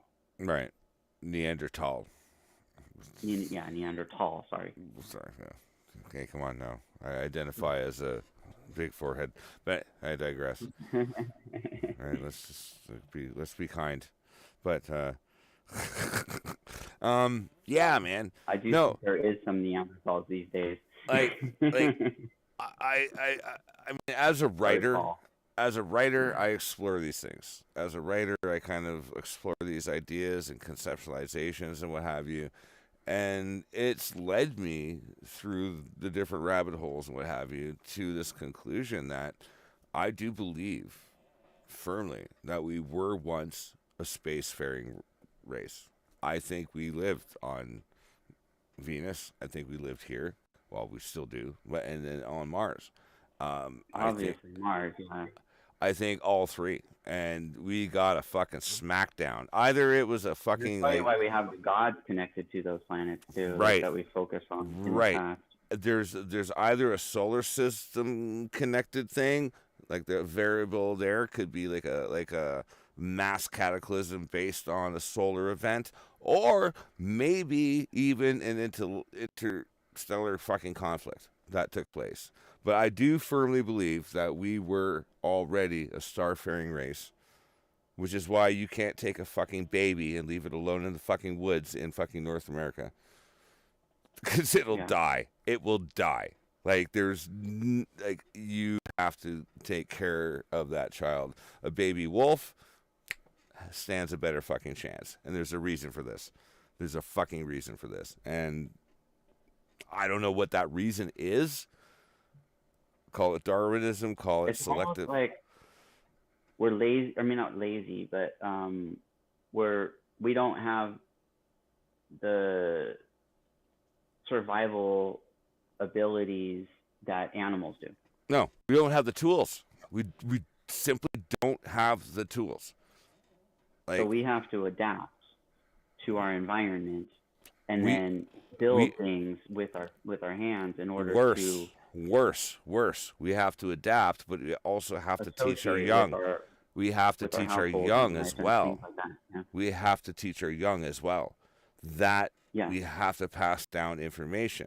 Now, like a baby wolf will grow up with the genetic information and knowledge of how to not be killed and what to eat and how to forage. Like a baby human would not have those faculties. That requires a connection to its previous past, which tells me that we are linked to a culture and to a species that is not designed for that. So I don't think we're from Yeah. here. I don't think we're Yeah. from here. I am in agreement with that. Yeah. I don't know if I necessarily believe it, but I'm in agreement with it. Yeah. Well, yeah, it's hard to believe. It's It's hard to believe. Like, yeah. Okay, I'll But throw it in there. How is it with apes? I mean, do their young have also the ability to survive, or are they kind of more similar to us in that regard? who? Just asking because I'm not quite sure if No, they're against us, they're like no, like against humans, they're not that great. But like against other animals, they're pretty good. They seem to be able to keep themselves ahead of the food chain generally. But like, I mean, they'll get eaten by like things like alligators and yes. like lions and tigers and or what bobcats. Depending on where they're at and whatever. I'm gonna. Because I'm in gonna. these days, it's like chimpanzees or whatever apes. They're not so much in the wild anymore. We've like kind of taken them out of the wild. I'm gonna throw you guys for a loop too. Like in a sense, like the reason why black bears don't come down into people's homes here in the town that I live in is because, well, black bears have a fear of humans, a natural fear on the Like top, many on the top level, even though they don't need to be. So I mean, like like they're kind of semi-domesticated, and like it's our ability to strip away their discernment of what is a danger and what isn't a danger. And I mean, like like the cows, for instance, like when you have like beef cattle and dairy cattle, these animals were brought up from what's called the aurochs, which is an ancient animal, prehistoric, and we cultivated it. Like, if you want to talk genetic engineering, we did it with cows in the first place. We did it definitely. We did it with grain production. We did it with fucking dogs. Like agricultural right. formation. We've been doing when people start talking about genetic engineering and start going, oh, hum and han, blah blah blah. No, you got a poodle, fuck off. Like seriously, like exactly. you know what I mean? Like exactly. Yeah, we've been genetically engineering everything. Cats don't seem to be the same thing though. I don't think I heard like cats being genetic or. Cats, same thing though. I mean, maybe not hairless cats, but I mean, not to any functional use because they still can fuck off. But yeah, you're right. No, you're right. Cats came from like what we would know now as wild cats, or right? Yeah, cougars, and now they've been domesticated.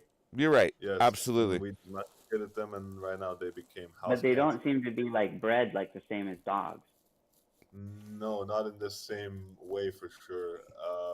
Probably the cats, it was also adaptation to their natural habitat. So, for example, you have those ones that lived in the desert, the ones that lived in more colder regions. It's the same methodology though. The exact same methodology still applies. Like it's like exactly the same thing with the dogs and the cats to a different end. I mean, yes. You know what I mean? Like my puppy dog, she's a bull mastiff terrier, and her breed was basically raised to guard gold mines. Right?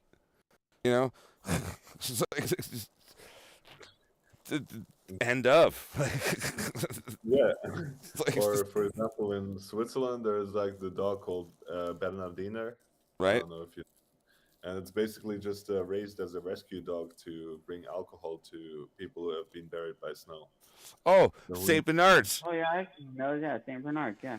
yeah, Yeah, Saint Bernards. Yeah, Saint yeah. Bernards. Yes, And yes, funny, exactly. what is it? German Shepherds, because it was politically incorrect to call them German Shepherds back in the day. They were called Alsatians. Like, Yes, yes, that's true. Really? right? It's like, oh yeah, That's, Alsatians. But I mean, that's, I digress. my dad had a German Shepherd. No, it's certainly weird how all of this, like people, they were certainly made in some sort of way not to shape the surroundings around them, to geo terraform basically the planet. Right. What's the purpose behind that? Like, is that Yeah. just a coincidence? Is it just an evolutionary step? But yet Um. again, we're so different from all kinds of other animals that are on the planet Yeah. in so many regards. And like, how do you get from like basically well, you had like the story goes that you had like all of these Australopithecus 4 million years ago, which then eventually developed to Homo erectuses, and then after millions Oh, of you said erectuses. yes, yes, Well, it's like, well, you can have like a liger, right? Like a lion and a yes, tiger creating a liger, but then a liger can't create like it's like something. Like it's like sterile. It's like they're born sterile. yeah, you have that for yes, yes, exactly. Well, So But that's weird. well. That's actually technically that's not weird. In terms of genus and in terms of compatibility, that's exactly what genes should do, is not be compatible. However, we have three different fucking blood types, three different incompatible blood types, and then a subspecies of each of those three. So now we have six blood types in the human chain. Like, this is not a thing that we should overlook. Like, this is not like when people fudge over like words and say, "Oh, is it by creative design?" Maybe it fucking was. Maybe this is creative design. And I how is dig- an alley cat created? Isn't that like with a bobcat and a regular and a house cat? but they don't have different blood types. A bobcat can share blood with any other alley cat. They don't have different blood types. A cocker spaniel and could share blood with my puppy dog. There's no differentiation. You don't get organ rejection. You don't get these attributes. What about like a zebra and a horse? Well, that's a different gene. That's a different genome. So of course they're going to reject. So that they're not the same animal. What would you call that? A hebra? A Hebra. That's funny. Or a zorse? Suck a dick. That's funny. Or it's like, what about the Siberian tiger? Right? That thing looked kind of zebra-ish. Yeah. Well, What kind of look, tiger is too? what happens in a lab, I can't speak for, but what does happen in nature, what we have in our natural like genome, is I mean, also the Tasmanian unnatural. tiger. That's not I, Siberian. I'm saying that what's exhibited here in our genome, it's unnatural compared to other nature. And then you also have the goat sucker, right? Jesus crying out loud. I see a running theme going on here.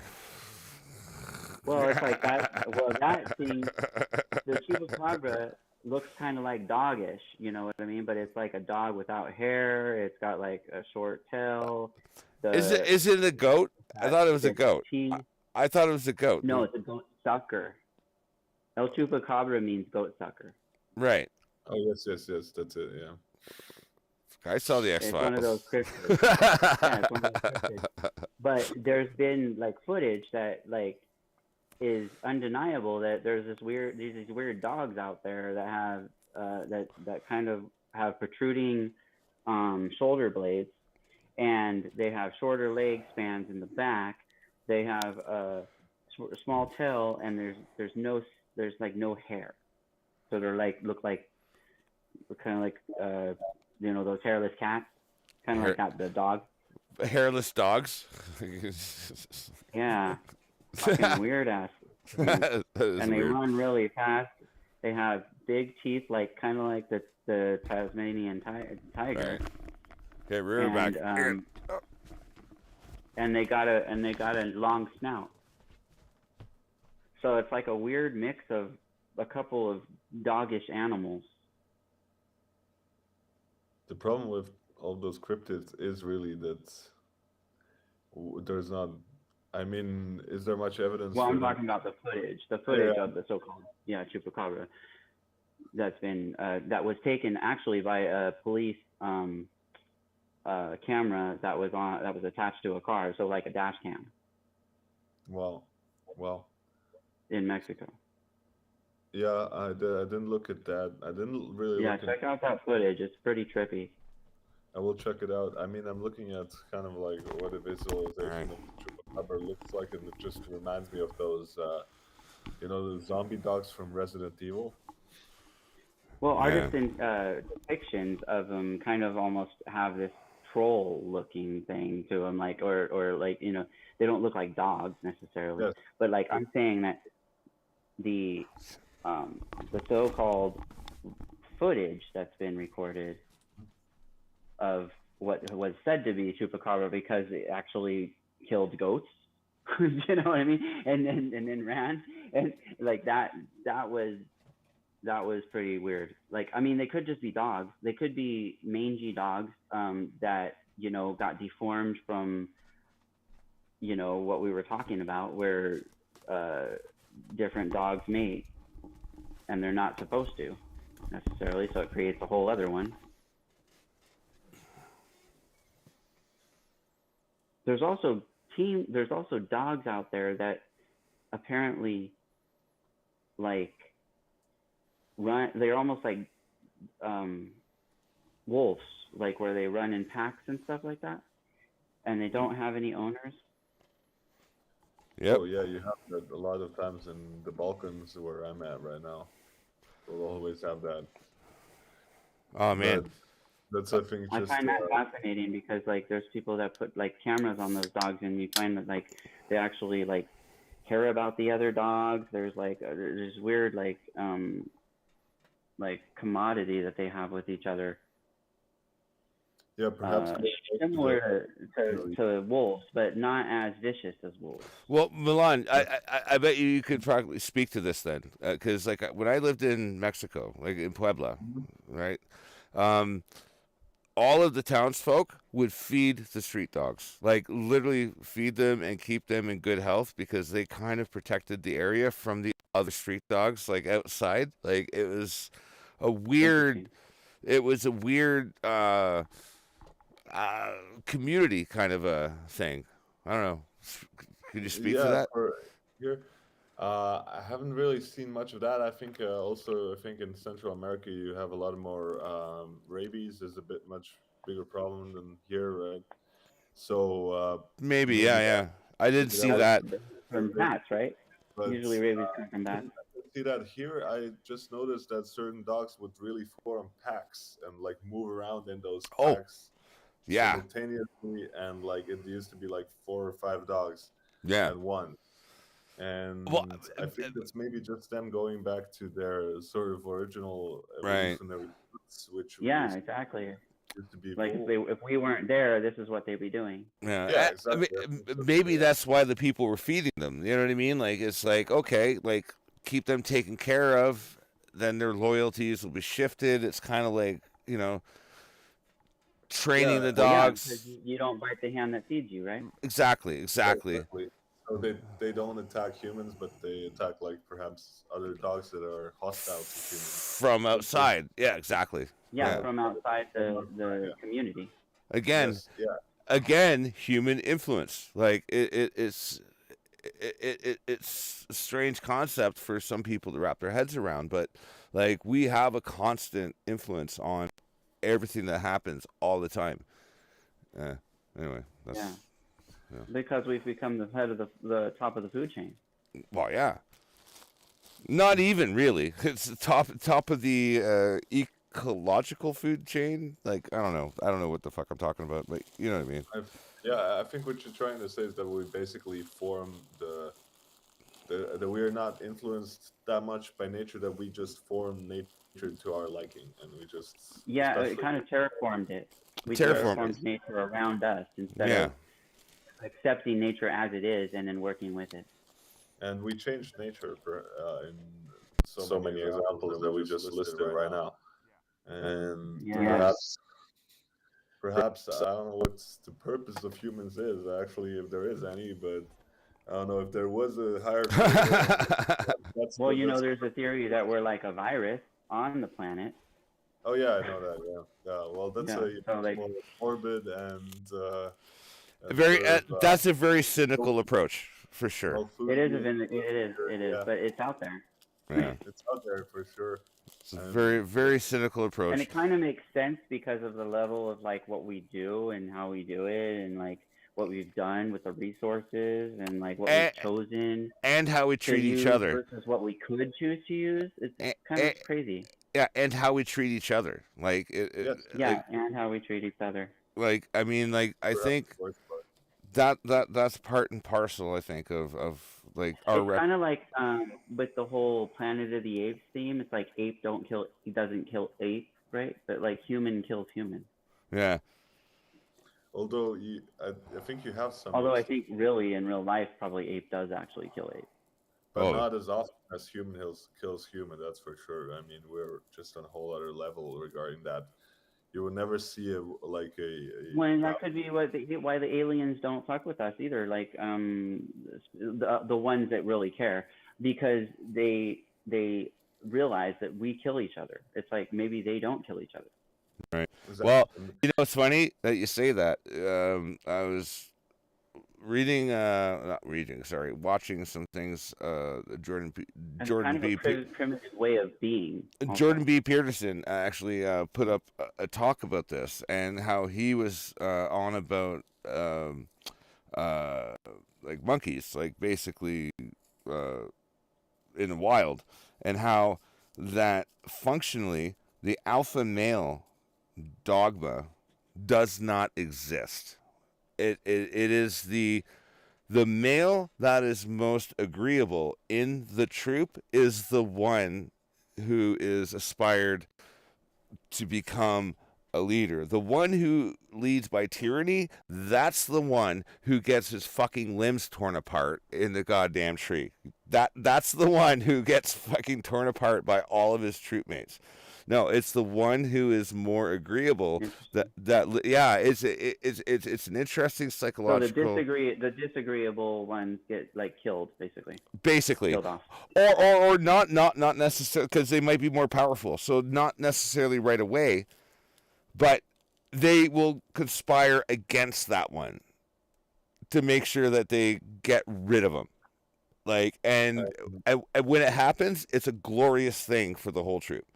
So that is in complete contrast to like human. Right. So basically, you're describing like a bully in the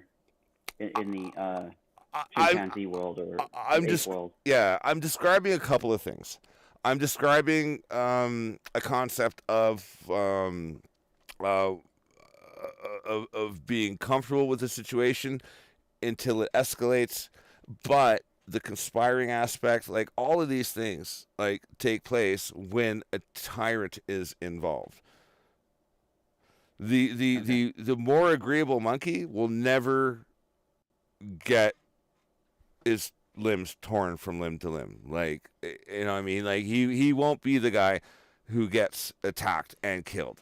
The one who does use fear and tyranny is the one that everyone else will conspire against. Like, and that's weird because it's like human quality seems to be the opposite. Well, like we seem to obey by the one that we fear.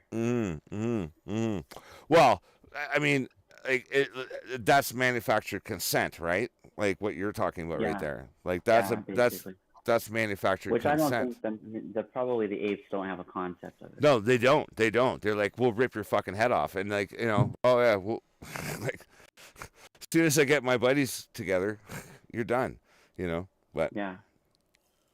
And they do, and I've seen like ape fights before and stuff like that, and they seem to have like almost a like I'm the leader, no I'm the leader, no I'm the leader kind of thing, and then they just like kind of beat the chest and then battle each other like with their teeth and their claws. yeah, And sometimes like almost like punching each other. It looked like. right. And it also shows too, by the way, in that whole alpha paradigm, it also shows that women or females in that community don't necessarily go to the alpha and are actually part of the alpha's life. Like the whole construct of the alpha is a complete it's a construct based on wrong psychology. Even the females, they'll be vicious if you fuck with their young. Right. Or if any other tribal leader fucks with their young. But that same female, will fuck with as many fucking like beta males as possible just to fucking procreate, and look for who. Also use them as protection. Right. Well, the alpha male is protection of the pack, and then that is an understood like prerequisite of. They're kind of like pagans, really. Yeah. The way that pagans are with how they kind of get with each other and things like that, because there's this thing called hand fasting, and that's basically like marrying for a year, and then you could break it off and get with another person. Right. I'm hand fasting right now. You might be polyamorous, and maybe you're like with several ladies or men or whatever. There's no discrimination in that field. So but then when when the Beltane comes, you either stay with the person you're with, or maybe you were fucking somebody on the side, and then Beltane came, and now you want to hand fast with them. Well, it's no harm, no foul with the other person. The irony of the kind of understanding. But the irony of the polyamorous thing is the fact that it's the females that hold the prize at the end of the day. Yes, that's true. Well, I mean, only if you're heterosexual, because otherwise you also have the men or the males. I don't see too many troops of monkeys checking off blue ticks boxes. Like I don't think they're checking off boxes. No, like they'd fuck a fucking tree if they could. Like exactly. If I'm being honest, but I mean, not to make that a point, but I'm just saying that the polyamorousness of it is more or less governed by the female in the troop. Well, it's like, do they even have relationships in the first place? I'm not a monkey, so I couldn't say either way, but I would. It seems like they do with their children, but I don't think they do with their mates. Well, they could, and there's different monkeys, but where were we going with this whole thing? I was just saying that it seemed that they were they don't form attachments. I think they do. Other than with their children. No, like I think they do. The female doesn't because there's so I mean, if you get into the research of this, you find that they have multiple mates, if you will. Right, of course, and that's not to say that's like essentially polyamorous. But that doesn't mean polyamorous actually says forming relationships. So it's right. Like, are they actually having relationships, or are they just having sex? And it doesn't mean that they. It doesn't mean though by default that they don't have emotional relationships with their partners. Well, we don't really know. I'm just saying it doesn't appear that way. Yeah, well.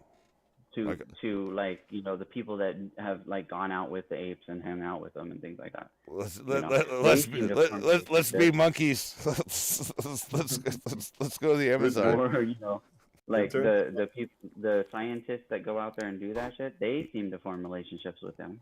Yeah.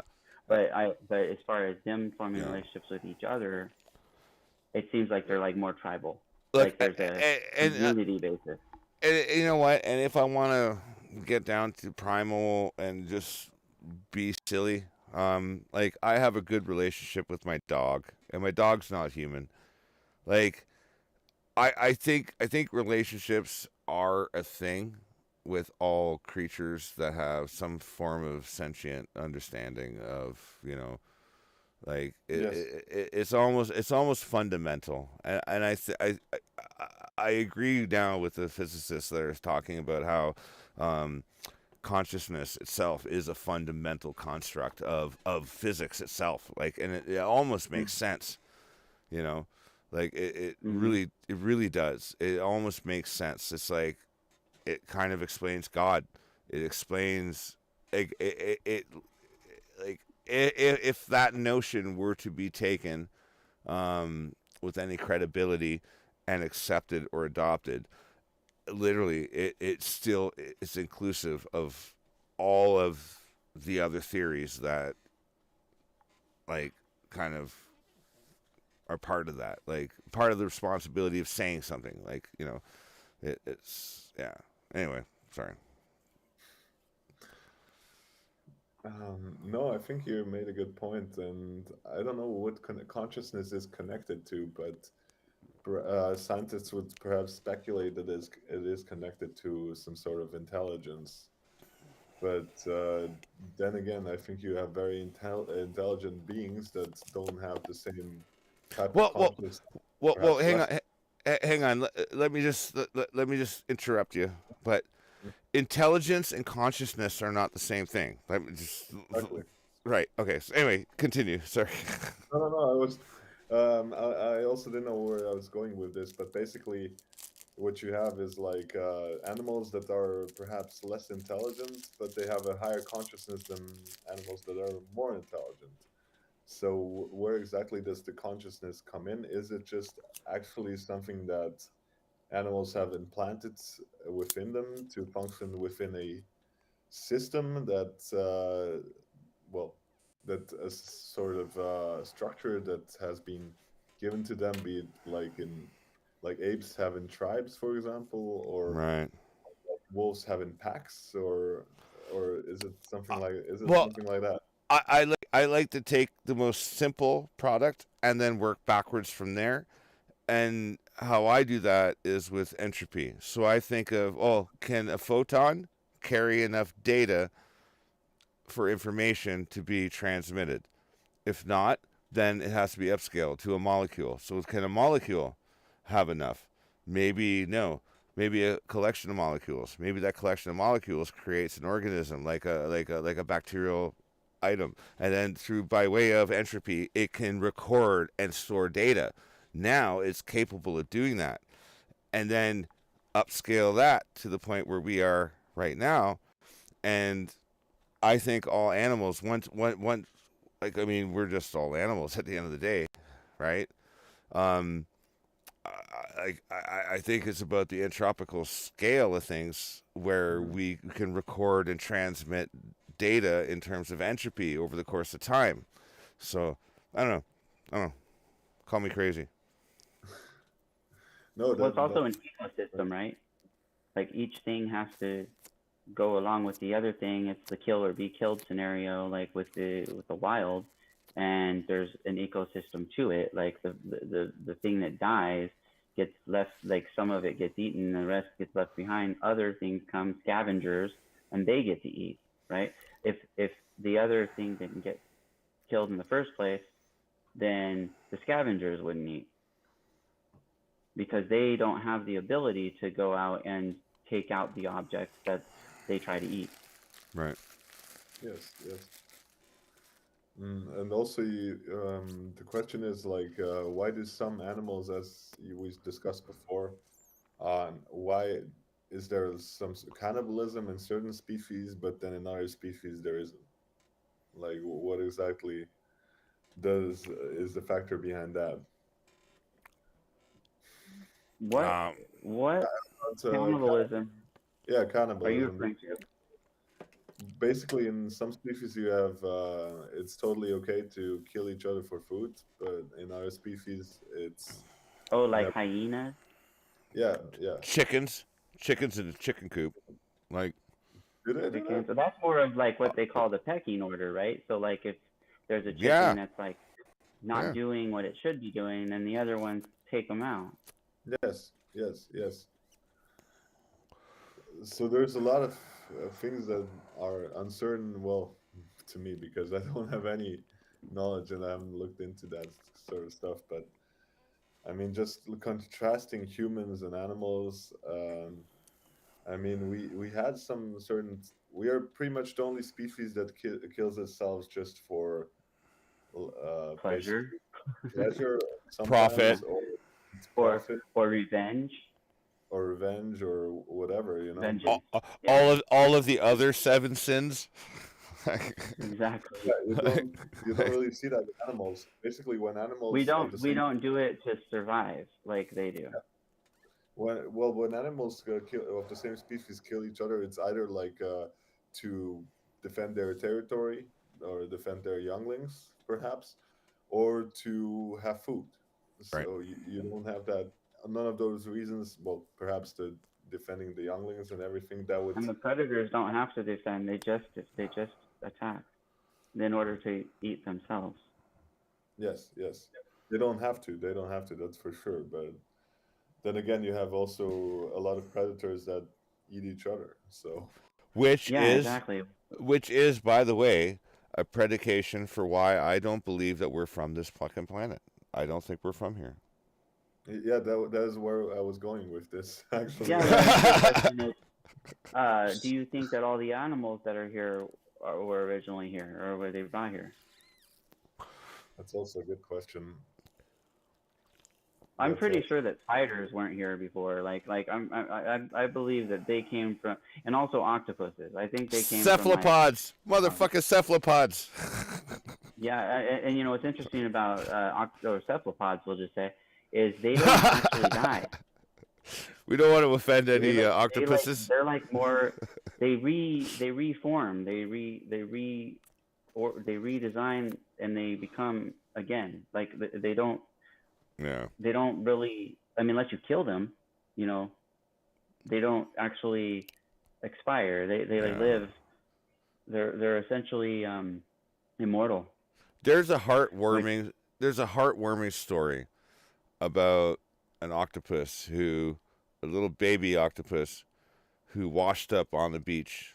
I think somewhere in Florida. I think I could be mistaken. And anybody listening now or after can put it up in the credits, but or sorry, the comments. But this octopus was dying, drying out, and this human came up, scooped up the octopussy, and then put it in the water, got it hydrated, saved its life, and every year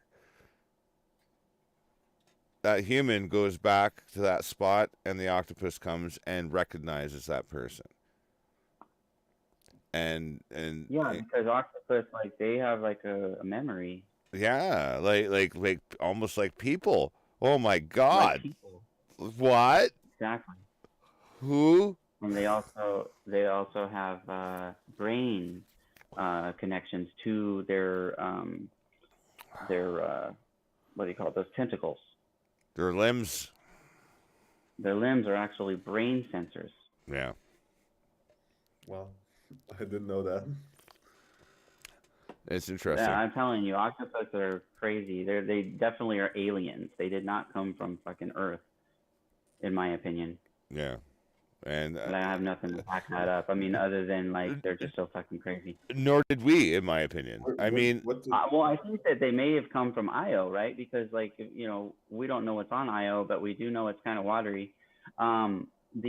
It does shoot out stuff every once in a while, and who knows? Maybe it shot out a fucking octopus. maybe a shot at a human. what And specific? they did do some experiments with taking octopus into space, and they're able to basically swim Hey, in let Milan speak there. in Oh, zero gravity. it's fine. It's fine. I'm just listening to gematria, and it's so interesting. Please continue. I just I even forgot what I was going to say. Oh, they they've taken octopus into space and Yeah, like right. without water, not into space, in like in like a Microgravity. whatever. Yeah, Yeah. and what they found is that they actually can maneuver in zero gravity. Yeah. Wow. And do So we which exactly tells know? me that they probably can actually travel through space, and also they probably came from like an asteroid that hit us, because we know that certain ones have hit over time. Do we know which animals octopi actually developed from? Because you had all of those, well, Well, I cephalop. mean, there is like, I mean, there's like sea monsters or whatever. That's like essentially what octopus were always. Like they're huge creatures that would take down the ships, whatever, with their things. That was the lore or whatever. But like in reality, there is huge octopus out there. We've proven that with deep sea diving and with recordings. Like there's footage of massive octopus, Right. like Well, like gigantic. But not to genetic. say that that's a species that's actually against humans, against boats, whatever. Well, That was essentially lore that gen, like gen, the people that got shipwrecked or like yeah. claim. Genetically, octopus are related to cuttlefish and all the other cephalopods and are completely disconnected from the genetic human chain. Like, are completely off the genetic radar. Right. Like, But they. there's also the idea of what you call it, like the Lovecraft perception, right? Like the old ones or the ancient ones, or the the things from the underworld or whatever. It's like that always associates with some sort of octopus looking thing Yeah. with Well, the tentacles or squidish, like but definitely cephalopods, right. But that goes into and then mythology, right? representing God. So Yeah, that's yeah. Well, I'm talking about right, right. No, no, stories. I get what you're saying, and that's the stories handed down. So that's like the anecdotal information that's being handed down, but like to us, right? Um, and that Yeah, anecdotal information is very crucial to us understanding the nature of our own history. Um, and I believe that there's a whole lot more history that's just not really being quite cleverly procured, to use a term. right. And then there's spiders, and spiders seem to be like, I mean, they're arachnids. They're not insects. They're like a whole different species. Completely different species. But yet, here's one thing though: is that genetically, they all have the same genetic carbon-based building blocks, the GATA or GATC complement. Now, that in terms of DNA and RNA, um, like it means that we're from the same place, but not necessarily the same planet. It just means like Yeah. it just means that the chemistry that defines how we work isn't necessarily well, it's a compatible system, but we can come from several different places. Well, So what if Atlantis was like a zoo, right, that crashed onto our planet? I don't So believe then it that. lit Don't all of other things don't believe it for a out, minute. like not the spiders and not Yeah. the cephalopods, but maybe the other, like the mammalian like stuff, like mammals and stuff like that. Yeah, yeah. Maybe that No, could be connected to, I honestly think that okay, if Atlantis because existed, if they didn't come from here, how did they get here? if Atlantis existed, which I'm pretty certain it probably did, it was probably more like Mos Eisley, like on Tatooine. Okay. Mm-hmm. Mm-hmm. So for anyone listening, if you don't know what Mos Eisley is, yes, that's a Star Wars reference. Yes. Nerds abound. No, Nerd. I honestly think that was what it was. Like I think like Atlantis probably did exist. I think it existed in a time where Earth was like multiplanetary. I think that our people were jumping off to different places. We were going to fucking Venus. We were going to Mars. I think we got a huge smackdown. Either it was a natural cataclysmic event or somebody got pissed off and just gave us a fucking smackdown on a solar system level. Smashed an entire planet in between fucking like Mars and Jupiter. Completely just smacked it down. Just said, nope, that's enough. You're done. I mean, look, we're discovering things now, like on levels that are capable of separating us from being like a type 0 to a type 1 civilization. And we're literally just about to hit that mark now. Literally. Like, we're just about there. And could it take an Elon Musk? Oh, go ahead. Oh, you're talking about the Kardashev scale? The Kardashev, yeah. Yeah, the Kardashev scale, yeah. Go ahead. Go ahead. I didn't want to interrupt. No. I was just saying that that's where we are. And, like, whether or not we want to rationalize it or discuss it or make it a thing, that's exactly where we are right now. We're right on that cusp. Type 1 civilization, doesn't that mean controlling a star? Yeah. Yes. Or essentially harnessing the energy from a star? Yeah.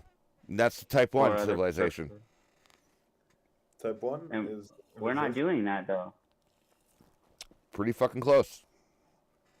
Here's type 1. I have the definition right here. Civilization close to the level presently attained on Earth with energy consumption at...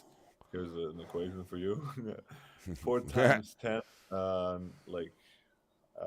height 12, I don't know how you say it in English, watts. So 10 with 12 zeros. A type 1 civilization usually defined as one that can harness all the energy that reaches its home from its planet star. For Earth, this value is around 2 times 10 with 17 watts, which is about 4 orders of magnitude higher than the amount presented attained on Earth, with the energy consumption at 2 times 10 with 13 watts as of 2020. Interesting. Type 2 civilization, a civilization capable of harnessing the energy radiated by its own large star, for example, by means of successful completion of the Dyson sphere or Matryoshka brain, with energy consumption at 4 times 10 and then 33 zeros energy per second. 33 zeros there, Gematria. Yeah, 33 zeros for type 2 civilization, yes. Type 3 civilization would be a civilization with energy at the scale of its own galaxy, with the energy consumption at 4 times 10 with 44 zeros ERG per second. Lamarche defines civilization of this type as having access to power comparable to the luminosity of the entire Milky Way galaxy. Right. So we're so far away from that, and we have barely even reached type 1. Well, that's pretty much what Rob was saying. Yes. Yeah. That we just barely reached it. Yeah. So, yeah, you were correct on that. I'll give you that. So it's all about energy consumption as well, as I see it, and harnessing the ability to harness perhaps the galactic energy around you, the free energy that Tesla talked about in his research. Which we have the ability to do or whatever, but it was kind of like kept away from us. Yeah, for sure. I mean, otherwise, you would have humanity being much freer than it is, because the way we have it right now, we can be taxed for everything that we consume. If it was all free, then you couldn't be. So that's kind of the way I see it. Well, the irony is that we're being taxed for carbon. It's like, yeah, that as well. Yeah. Like what the fuck? Like, I mean, Everything you do. It's like it's Spaceballs, you know, like where they had air can. right, Air. yeah. Oh yes. It's it's ridiculous. It's absolutely, it's a crime on humanity. Like, honestly, to tax them for their carbon footprint. Like, that whole term is literally, like, absolutely, like, wow. It's so double faced. Like, it's like, oh, we're gonna tax you for being alive, you carbon based life form. Like, like, Basically, like, yeah. do you remember Tank Girl? Yeah. No, I don't. That was water though. Mm. I think it was the yeah, sorry, Milan. Yeah, we go this is how we do. We go off the rails. No, no, it's fine. That was Actually, water. if you That want was to, water that was commodity though in Tank Girl. Integral is The water, one. but it was Ruby Road. Malcolm McDowell, who was also the guy who was in oh crap, Clockwork Orange. Clockwork Orange. Thank you. Yes. I mean, it's just interesting to note that the contemporary culture and the dialectic that exists is within the construct of current, like, media, and I mean, like, that's the constraint. That's the constraint. That is the thing that is what is limiting people in terms of their ability to do stuff. And I think out of everything that all of us have ever tried to do, we've just tried to give people the power to do shit and give them the ability to empower themselves and be proactive. Like, not be driven by indoctrination.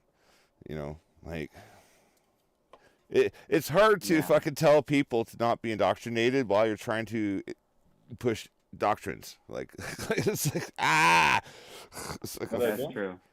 I don't think we're necessarily even pushing doctrines. All we are doing is just saying, just sparking, like, people on to look into things their own way, and just outlining what could be the case, or what, just interesting thought experiments to spark people's critical thought, which yeah, man. unfortunately seems to be lacking in so many cases today. No, for sure, man. No, I agree with that 100%. I don't have an ideology that I push. Like, in terms of politics, I consider myself to be pretty much apolitical. I mean, in terms of that regard, if I would have to put myself in a category, I'd say I'm probably libertarian. But other than that, I'm not pushing ideologies. I'm just telling people, look, this is like what I can get from my research. It helps. It helps. Hey, man, libertarian is good because that's a thing that doesn't exist anymore. Like, it's just, it literally doesn't exist. Like, Yeah. For the newcomer, libertarian there's like is a third party that got formed instead, and they call themselves liberals. It's not to be confused with, like, fucking like oh my god, being liberal. Like, you know, I don't know, many years ago, I was proud to call myself a liberal. Like, or a liberal-minded person. I don't know the fucking term. I don't know how to terminology. But I was proud to say I was a liberal person because I had liberal ideas, but not what this has happened. Like, oh my god. Like, oh, holy crap. Like, it's gotten so thrust out of left field that it is, like, now it's like, oh, I'm a conservative. Am I right wing now? Like, where am I? Like, it's just like you can't even I don't even. I honestly don't even know That's the why I'm fucking. bipartisan because I don't really know where Well, to that fall. So like I'm just that's in the why middle. I could honestly just say I'm an anarchist and just Yeah, say, I'm pretty much associate with anarchism as well. yeah, In the political field or whatever, I'm yeah, considered bipartisan. yeah. Very well, Libertarianism is very close to anarchism, I would say, but yeah. I still think that you need to have some structures in place. Although those structures, especially at the top, have to be weakened in order for people not to get in positions of too much power. Weekend. Have you So been to Canada lately? yeah, no, it's always like for example, in Just Switzerland. saying. Yeah, no, but for example, in Switzerland, I consider it actually to be ideologically a quite libertarian state Yeah. because the state has very little power and people within the states. There's not one president. There's nine so-called Bundesrat, which are just nine people rotating each other out all the time, Right. which are sharing the power, which makes sure that none of them gets too powerful or too corrupt to just take over the system and wreck it. Now, I also would consider myself more of a sort of anarcho-capitalist, perhaps even than libertarian, because I reject most systems, but some systems do need to be in place. So, Yeah. complete anarchism, I never was a fan of that because otherwise, I think it's just the law of the stronger, and what you have then is basically what Hobbes talked about in his first. It's a disorganized state, right? And that Yeah, essentially and then it goes through like barter for economic trade. There's a whole lot of like things that need to be assumed with anarchism. Um, and believe me, it's anarchism. It's almost like I'm agnostic, like in place of something that doesn't work. Like there's a system that's not working. It's fundamentally fucking flawed. Like exactly. you know what I mean? So like in place of that, I'll be an anarchist. Like until we find something that works better. Like yeah, like I'm out. Oh no, Like I see that. I see that, and yeah, I'm All with. anarchism is following natural law yeah. because politics is not natural law. No, not the current. It's against natural law. Not the current visage of democracy because it's not Yeah, democracy. exactly. Which isn't really democracy. So It's more let's Marxist. just throw it out there. It's more of a Marxist stateology than it is a democracy because democracy doesn't Yeah, exist with capitalism. with capitalistic intent and infiltration. Mm-hmm. It's yeah, like I'm a It's a movement. to go back to what Milan was saying. Like, yeah, I am totally for capitalism. I'm not. I don't dislike capitalism. And So I think Jeff C said this too. It's like no, capitalism is good as long as the playing field is fucking open and fair. Like If there's competition, if government if gets involved, the competition gets eaten up by a right, main source, then it's not capitalism right, anymore. right, that and is if true. government gets involved in capitalism, like then it's a what is it, a violation. Oh, sorry, uh, what do you call that? Conflict of interest. Sorry, Yeah. but yeah. Anyway, go on, Milan. Sorry. No, no, you were just to add on to your point. I mean, what we have right now is not, as you. I think that's where you're going with this. What we have right now is a system in perhaps most Western countries that is not really real capitalism because you have so much state intervention Hmm. that it essentially amounts to socialism. Now, Socialism, yeah, exactly. in Or terms or, of or, or It's like socialism with or capitalism or on the side. nationalism. or national socialism, as you have it actually in well, basically, the whole concept of national socialism was that the state controlled most of the industry, most of the big capitalistic enterprises Right. by either completely just having power over them, or by being majority owners in some companies and basically just pushing through those companies. And I think that is exactly what you have in today's world, where all of the big companies, be it Google or Amazon, they have to have a very tight relation with the state just to be at that point.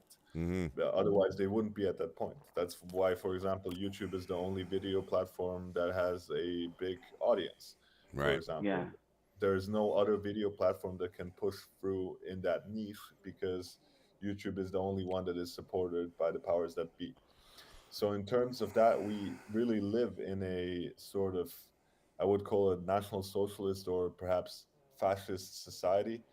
The difference is perhaps that in National Socialism, what you also had removed was the church. You didn't have any, um, well, you didn't have any influence from organized religion and It's perhaps, like that song, "Friendly Fascism." yeah, exactly. Yes, that is basically what we live under, and you can replace the ideologies. You can replace the people that are perhaps the preferred group, the Mm-hmm. people that are the undesirables. You can replace that, but essentially, what you have is still a very similar system to The fascism. and the disenfranchised, like it's like Yes, it's just like cater to the people who Yeah, are which hurting, like you're against us. right? Like yeah, it's just like catering to a community that already is hurting. Um, and that seems to be what's happening here in Canada anyway. It's like hmm that's how they're trying to appeal. Like, so the Trudeau government here is like literally trying to appeal to the people in the sense of financial um, backing. It's like we'll just throw money at it. Don't you have a socialist situation where, like, with medical? Oh fuck. Oh, you want to go on that? You want to go down that road? Guess what they're Because like we suggesting? don't have that here. It's completely capitalism here They're literally in America. suggesting they've literally passed legislation now for doctors to suggest to people who feel financially like wronged to kill themselves. yes, yes. I've seen the news about that. Yeah. That's Here in Canada, they legislated it. It's like, yeah, What, like assisted suicide? assisted suicide. Yeah, on a grand scale, literally. Like it's fucking Switzerland. So they're, unbelievable. so they're like not only saying, hey, yeah, you can kill yourself, but they're actually saying, hey, we'll help you. Yeah. You want help with that? Yeah. Do you want to die? Yeah. They're gonna create like a suicide booth. I mean, in Switzerland, what is weird, we had that decades earlier than you guys, but it never really was that heavily advertised. Right. Or I don't feel it is right now. But I think in such systems where people are basically just disenfranchised and become all those things just to nudge them on to end it all. That is just some of the most evil stuff I've seen in my life, basically. Yeah. And I mean, you know, like both of you guys, like we've been doing this for a long time as reality analysts. We've been doing this a long time, and I like that. we've been shouting from the rooftops for a long time, telling people this is what's going to take place. This is the future you're looking at, and here we are. Like, Welcome to the future. welcome to the future that we warned you about, you Mm-hmm. people. Like, but hey, look, we have to have love in our hearts.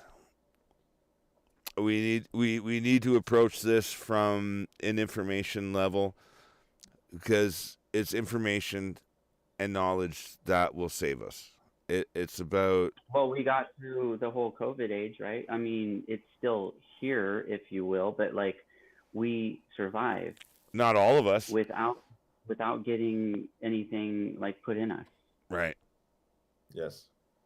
I'm talking about Yeah. you and I Yeah. and FYG. Yeah, Yeah, exactly. yeah. Not the proverbial we. or even the truth sphere, because some people did die in the truth sphere because they Yeah. were being idiots. Um, Other people seem to have survived. So it's what Thomas Sheridan would say is like we held our own. You know, it's like we decided what we were going to do. We were going to wait it out and we were going to see what happens. And we lived.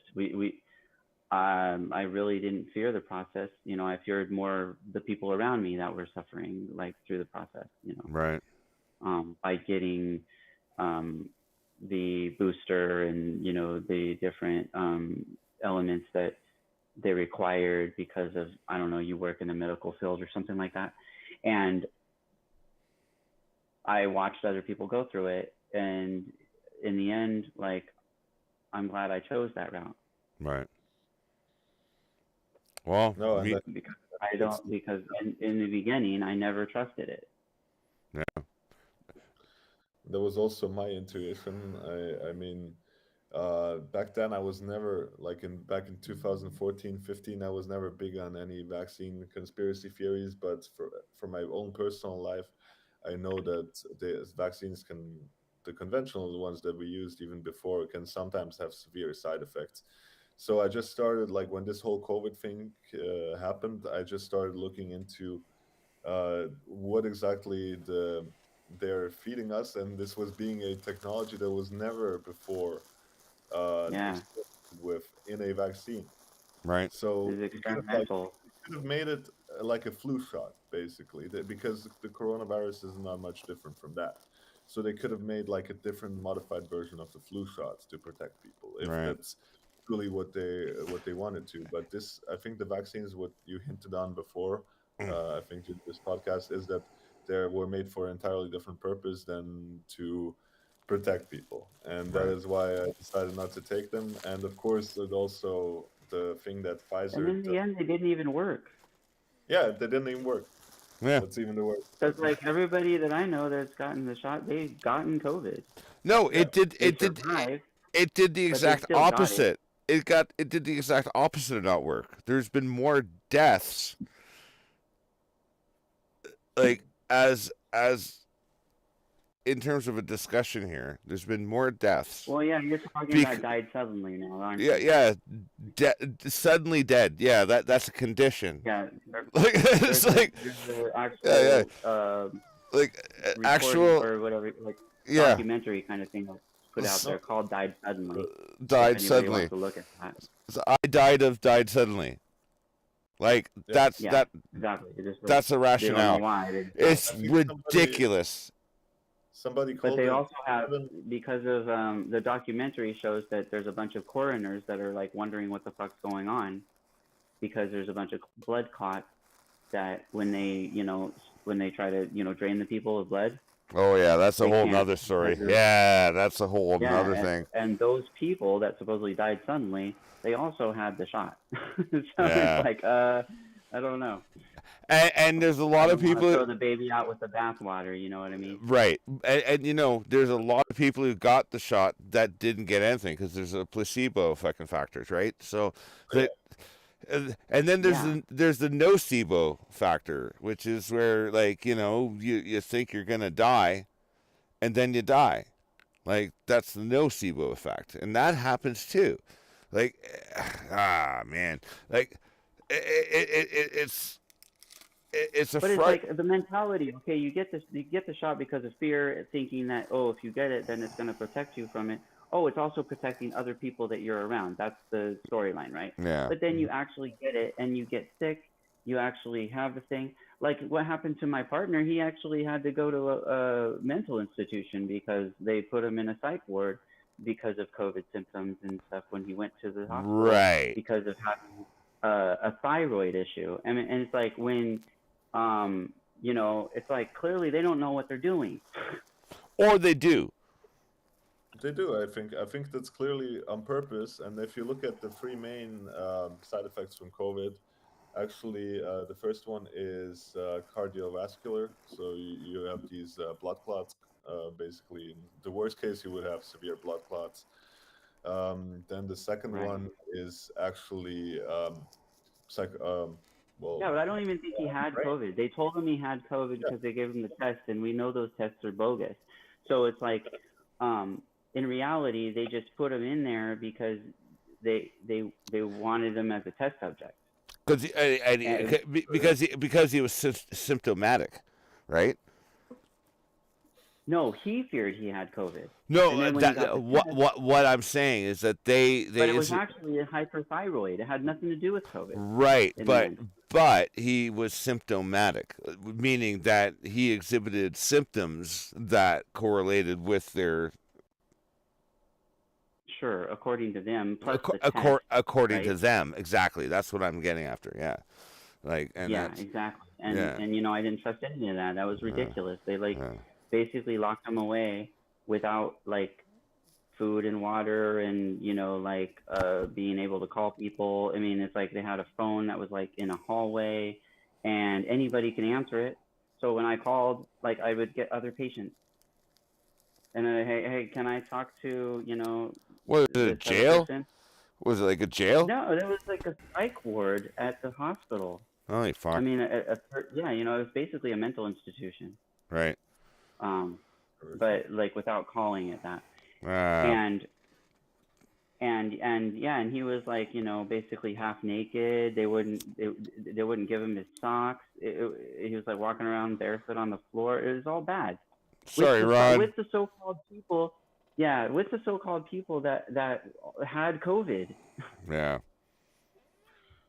So it was okay, let's put a person who just has COVID symptoms people that actually have it. And then on top of that, feed the person misinformation and the entire indoctrination of the mainstream media. Then he had to go to therapy after when he got out because that was the stipulation to get out. It was ridiculous. Yeah. It was, and I was, far away, so I couldn't even help him out or anything. It was all bad. Now there's, he had to take pills. They actually put him on Seroquel. Seroquel, yeah, knocks you out like a motherfucker.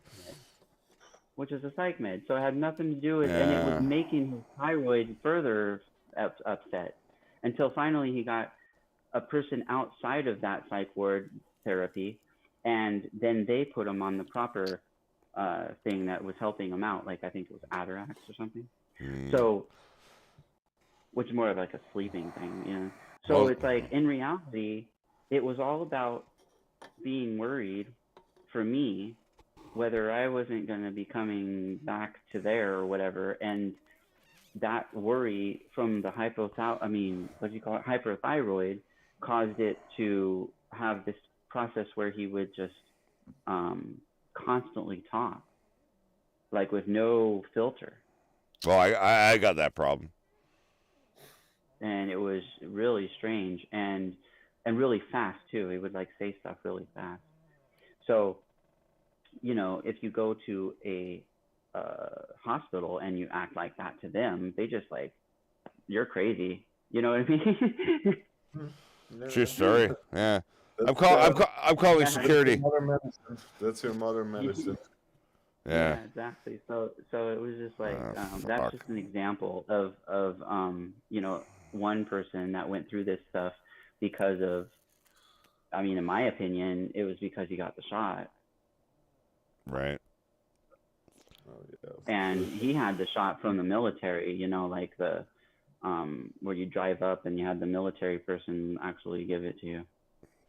I remember. Oh, sorry. No. This I just wanted to say, basically, I listened to an Indian doctor. He was actually on the Jimmy Dore show, and he talked about all of the side effects of COVID vaccines. And he argued that the first one would be basically cardiovascular, the second one would be mental, and the third one, which I found really shocking, was actually issues within menstrual cycles of women, which could hint the COVID vaccine was also done to perhaps make people infertile. Mess folks up, exactly. No. And there was, what was also interesting is after he got the shot, they would have you sit in the car for 10 minutes. to Yes, make yeah, sure that exactly. before you leave, that you're not having any of those symptoms. Or that you don't Mm. have a seizure or a sudden heart attack from. Exactly. I found that really weird. Like when I was sitting, because I was the one Mm. driving. Or sudden death syndrome. Like, Yeah, yeah, Yeah, exactly. yeah, exactly. And and they actually said that to us, like in the car, like when like before they left. They were like, "We're you just need to sit here and wait 10 minutes." They had like a timer. It was so weird.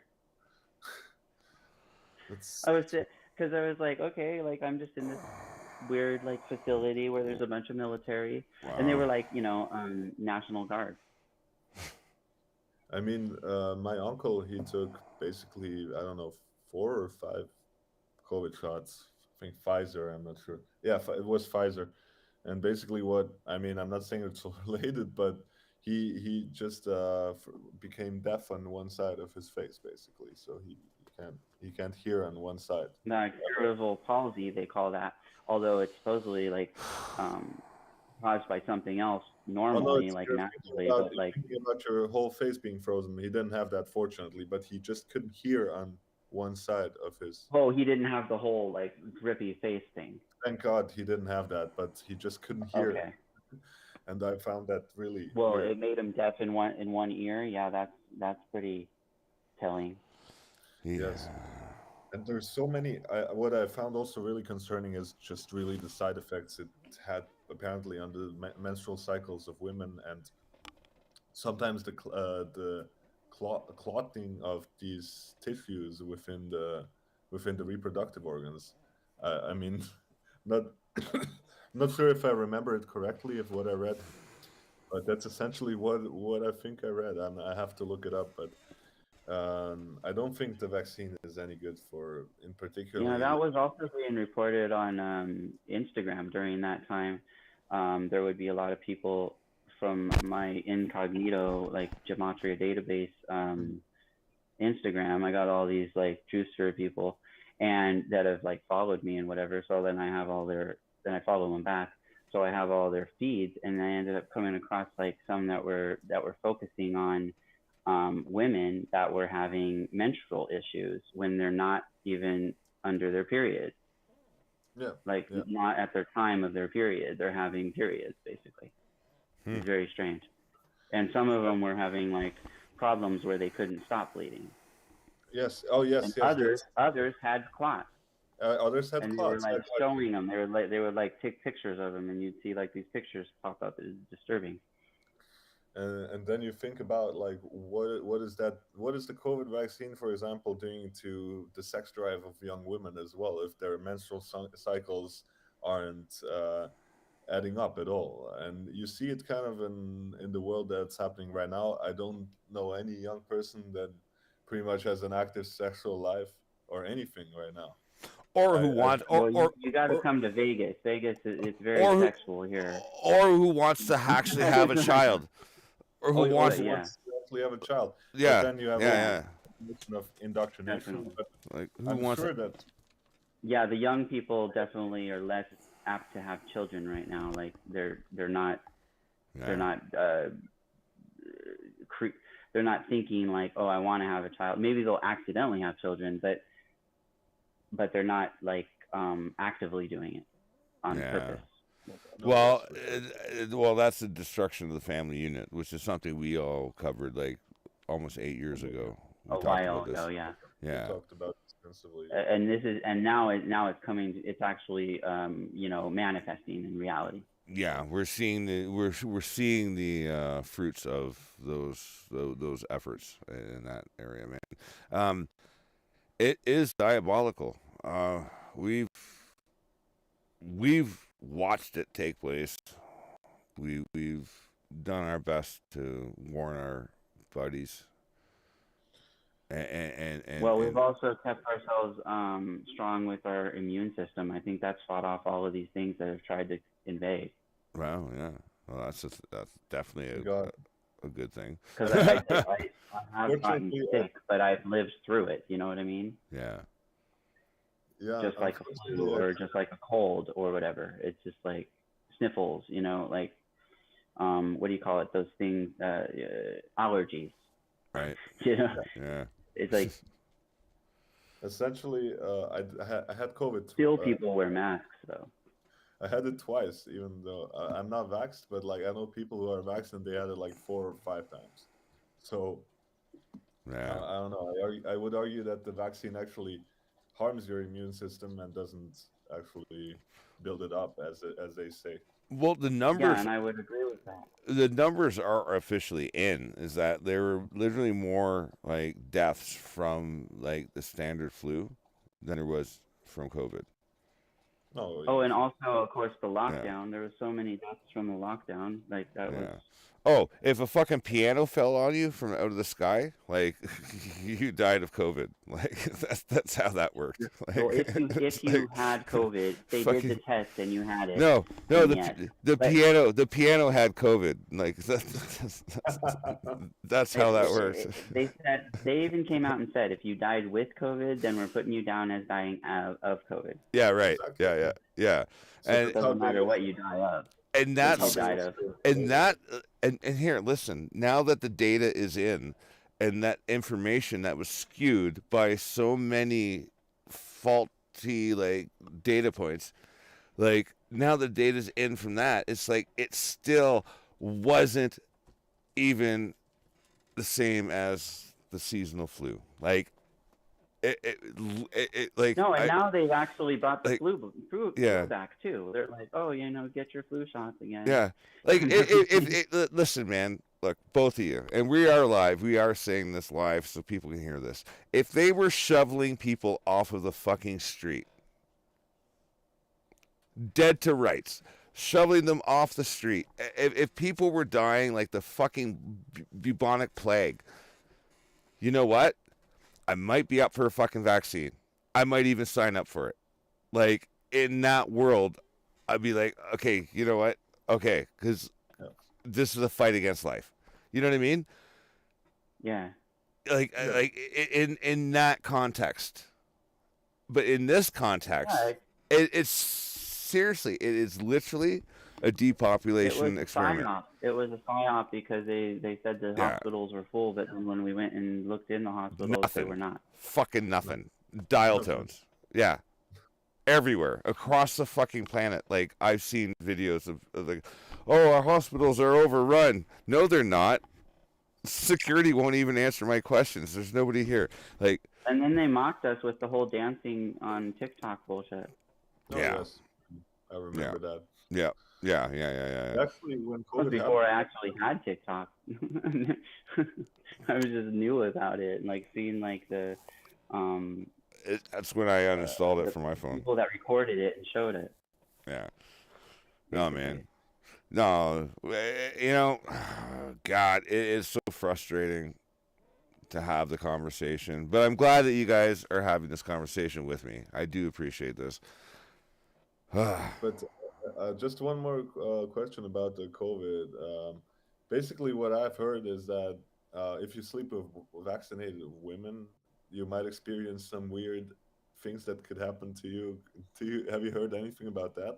Yeah, they called that shedding. Yeah. Well, I'll keep you informed.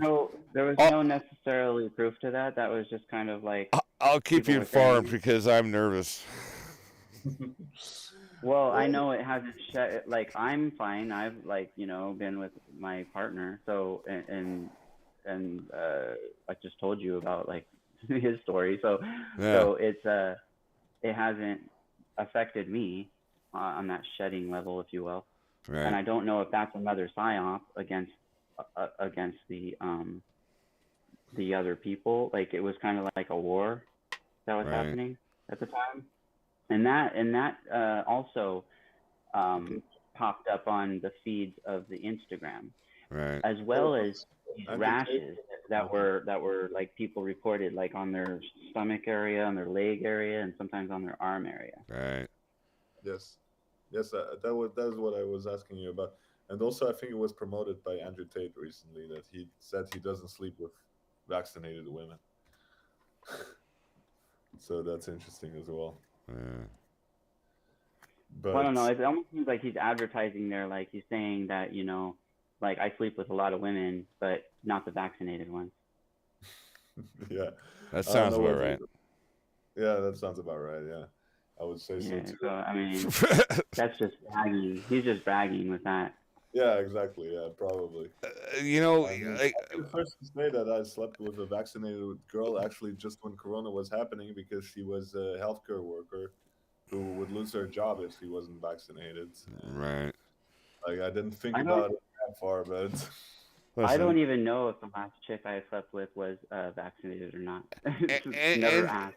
Andrew Tate is a media troll, and bless him for what he does. Assumed she was though because she was like a I Jewish mean, person. Maybe.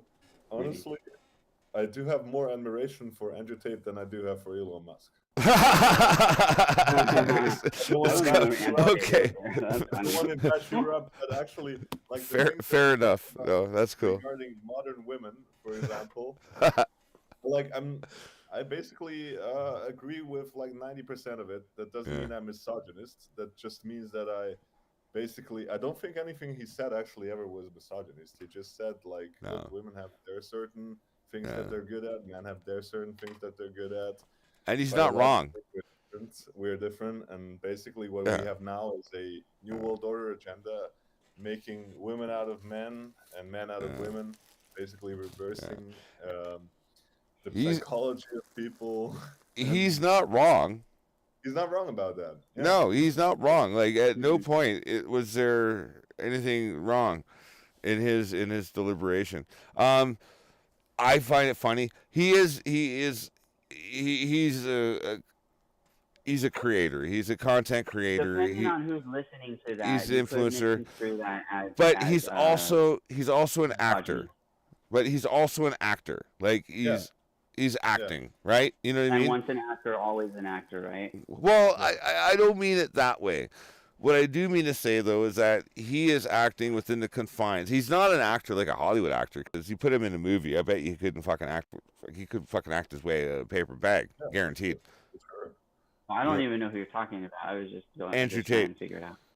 Oh, Yeah, it's, I don't know who that is. Yeah, like oh, he, basically that's Is that like, a YouTuber? if you asked him to be a fucking actual actor, if you put him in a movie, he would fucking be shit. Like he couldn't sell nothing. Like he would be totally useless, in my opinion. He So was he a YouTuber? Like he talks to himself on the yeah, internet? he's a YouTuber. He's basically his claim to fame is that he was kickboxing champion, I think, 3 times in the world. And then later on, he actually But nobody started, knows. advising young men on how Claim they to fame that nobody knows. That's funny. yeah, on how they should basically conduct themselves in this society. And a lot of it is bullshit in my estimation, but Totally. some of it is true. Totally. Some of it is true. He has a course. If you want to be a hustler, he has a hustler course, and you can sign on and be a hustler for $49.99 right now. But you better sign on now because it's gonna run out. It's gonna run out. Yeah, that sounds like a The scam. countdown is timing. Wait, you know what I High mean? pressure sales. High pressure sales are always scams. Right. Exactly. Do this right now. If you don't do it right now, then you'll miss it. Yeah. But that's the nature of the beast, right? Like that's the nature of the content creation sphere that he exists within. So I understand like the complexity of how he is existing in that space, I guess you could say. Does that make sense? Yeah, I do think I think the way he made himself famous is actually really smart. Like, Yeah. no, with the way that he came out and just said all of those things that wouldn't were considered provocative, and sometimes in a provocative manner. I've got to say that for sure. Right. It just made him like there was just a huge shock factor from and backlash from the sort of people who are indoctrinated by the New World Order, for lack of a better term, or from like ultra liberals or whatever one should call them, or feminists for that matter. So I think the way he went about his fame was really smart, and Yeah. he's saying one of the correct things. He's actually saying, yes, there is a World Economic Forum. Yes, there is a Klaus Schwab. Yes, the vaccines are shit. Yes, I mean, No, there isn't. Sorry, don't want to get your stream taken down, but and he also, I mean, what is really important is he really analyzes the nature of modern women. It's pretty much too late for that. Yeah, it is. It is. I mean, it Yeah, is. I think we're beyond that. I think we're full on like shadow banned at this point. Yeah, I think so too. Yeah, I mean, I'm shadow banned for sure because I got 30 views, but I got 30 views on my video. But basically, how many followers? What he also talked about is, I mean, both men and women have lost their role in society, but he just basically says women have lost it, and that's usually largely due to New World Order indoctrination. So Yeah. you have women that don't want to become mothers anymore. You don't. You even have women that don't want to procreate, that that think that they can, that their role in society and their path to happiness would basically just be through being a career woman all your life without fulfilling any other of your perhaps biological needs later on in life. So just this whole mentality that has been implanted with all these waves of feminism on women, he is completely against that. And I think I've got to agree with that, because men and women are biologically different, and Really? not well, yeah, of course. But not in fact how men and women think, and they're different in like every sense of the word when it comes to thinking, and people tend to forget that women have different aspirations in life, men have different aspirations in life. It's not a misogynist society just because men in most cases end up running like being the majority in government. It's not because of that. It's because men have always been the more aggressive gender, the gender that has been more focused on achieving those things, instead, when women have been always focused on building perhaps the other shit that we don't want to do. The family unit, Yeah, like that. Yeah, exactly. Well, basically what the New World Order is trying to destroy. And in order for I think there needs to be a balance. I mean, obviously, the answer is not that all women should be in the kitchen and that they should clean all the time. Women. I'm not opposed to that. I'm not opposed to that. That's not a horrible idea. Yeah. Just saying. Now that you say it, I think no. But no, I'm being serious right now. I don't think you're such a romanticist. Well, I don't think that's necessarily the role of women, but neither is the role of women to be just like career hustlers like men and just pursue this endless sort of materialist gain like men, and perhaps be ruthless and be like scrupulous and everything like perhaps certain men are in their jobs. Yeah, what's with all the women doing crypto these days? Oh yeah, that's a whole other topic. Oh yeah, that's a whole other podcast. Look, that's a whole other podcast. Like throwing me off. I come across them all the time. Okay, but hear me on this. Okay, listen. I think like in terms of capitalism, I don't think it should be sex based. I think like whoever is worthy and has the cojones, paraphrasing, to participate in a capitalistic endeavor, I don't think that is sex based. I think that is like on a open, clean, power based, on a clean playing field where everything is equal opportunity. I think it's fucking fantastic that women are empowered and do shit, because like that is the fundamental force. Well, it's the fundamental force of procreation. Let's just be fair. Like, I mean, like, and like, now I'm going to sound sexist when I say this, but as long as they know their place. You mean their role? Like, oopsie, oopsie daisy. But, all right, now you're shut down. Yeah, right. Yeah, I'm canceled. But no, what I mean to say is, as procreators and as a fundamental component of the family unit, like there's certain roles that would be fulfilled should such a endeavor be taken. Yeah, like You know, I don't mean to say that women should be making me a sandwich every chance they get, because like that would be awesome. But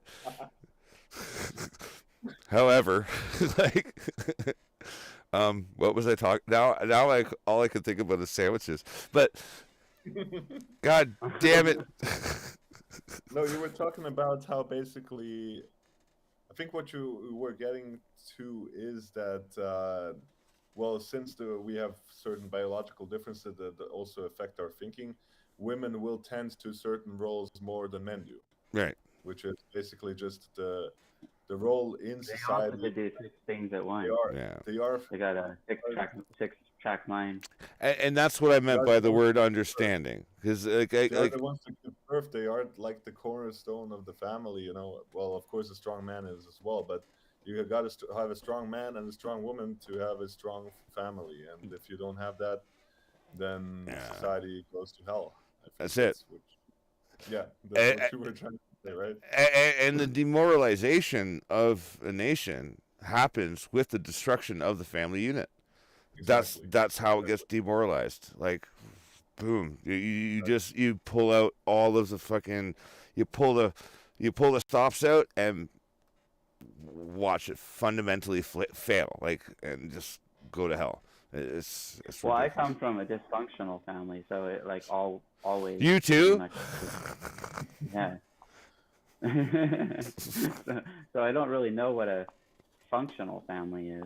No, but I So mean, and like I've seen other people's families, well, and I'm like, okay, they're about just as dysfunction as mine. It's just they're just in a different way. well, that's the thing, and that's our legacy, right? Is that we are the product of the dysfunctional nuclear family. Like like your Right, and generation, there's my nothing wrong generation, like we are the result. Like we are the result of that. Like, and with that insight, um like, how do we pass that on? Like, how do we pass that on to make it uh beneficial, you know, to the next generation? Well, because of my upbringing, I don't even want to have children. Of course.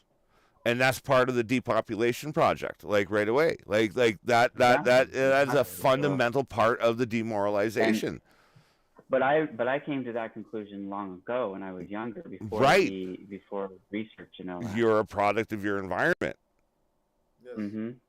So like, And I come from a divorced family. Like two separate families, like my mom's side and my dad's side. right. Case in point. So My like, parents only divorced after when I was like 20 something, so I was good on that. I had actually quite functional family when I was a kid, thank right. God. And I do wish What's to. it like?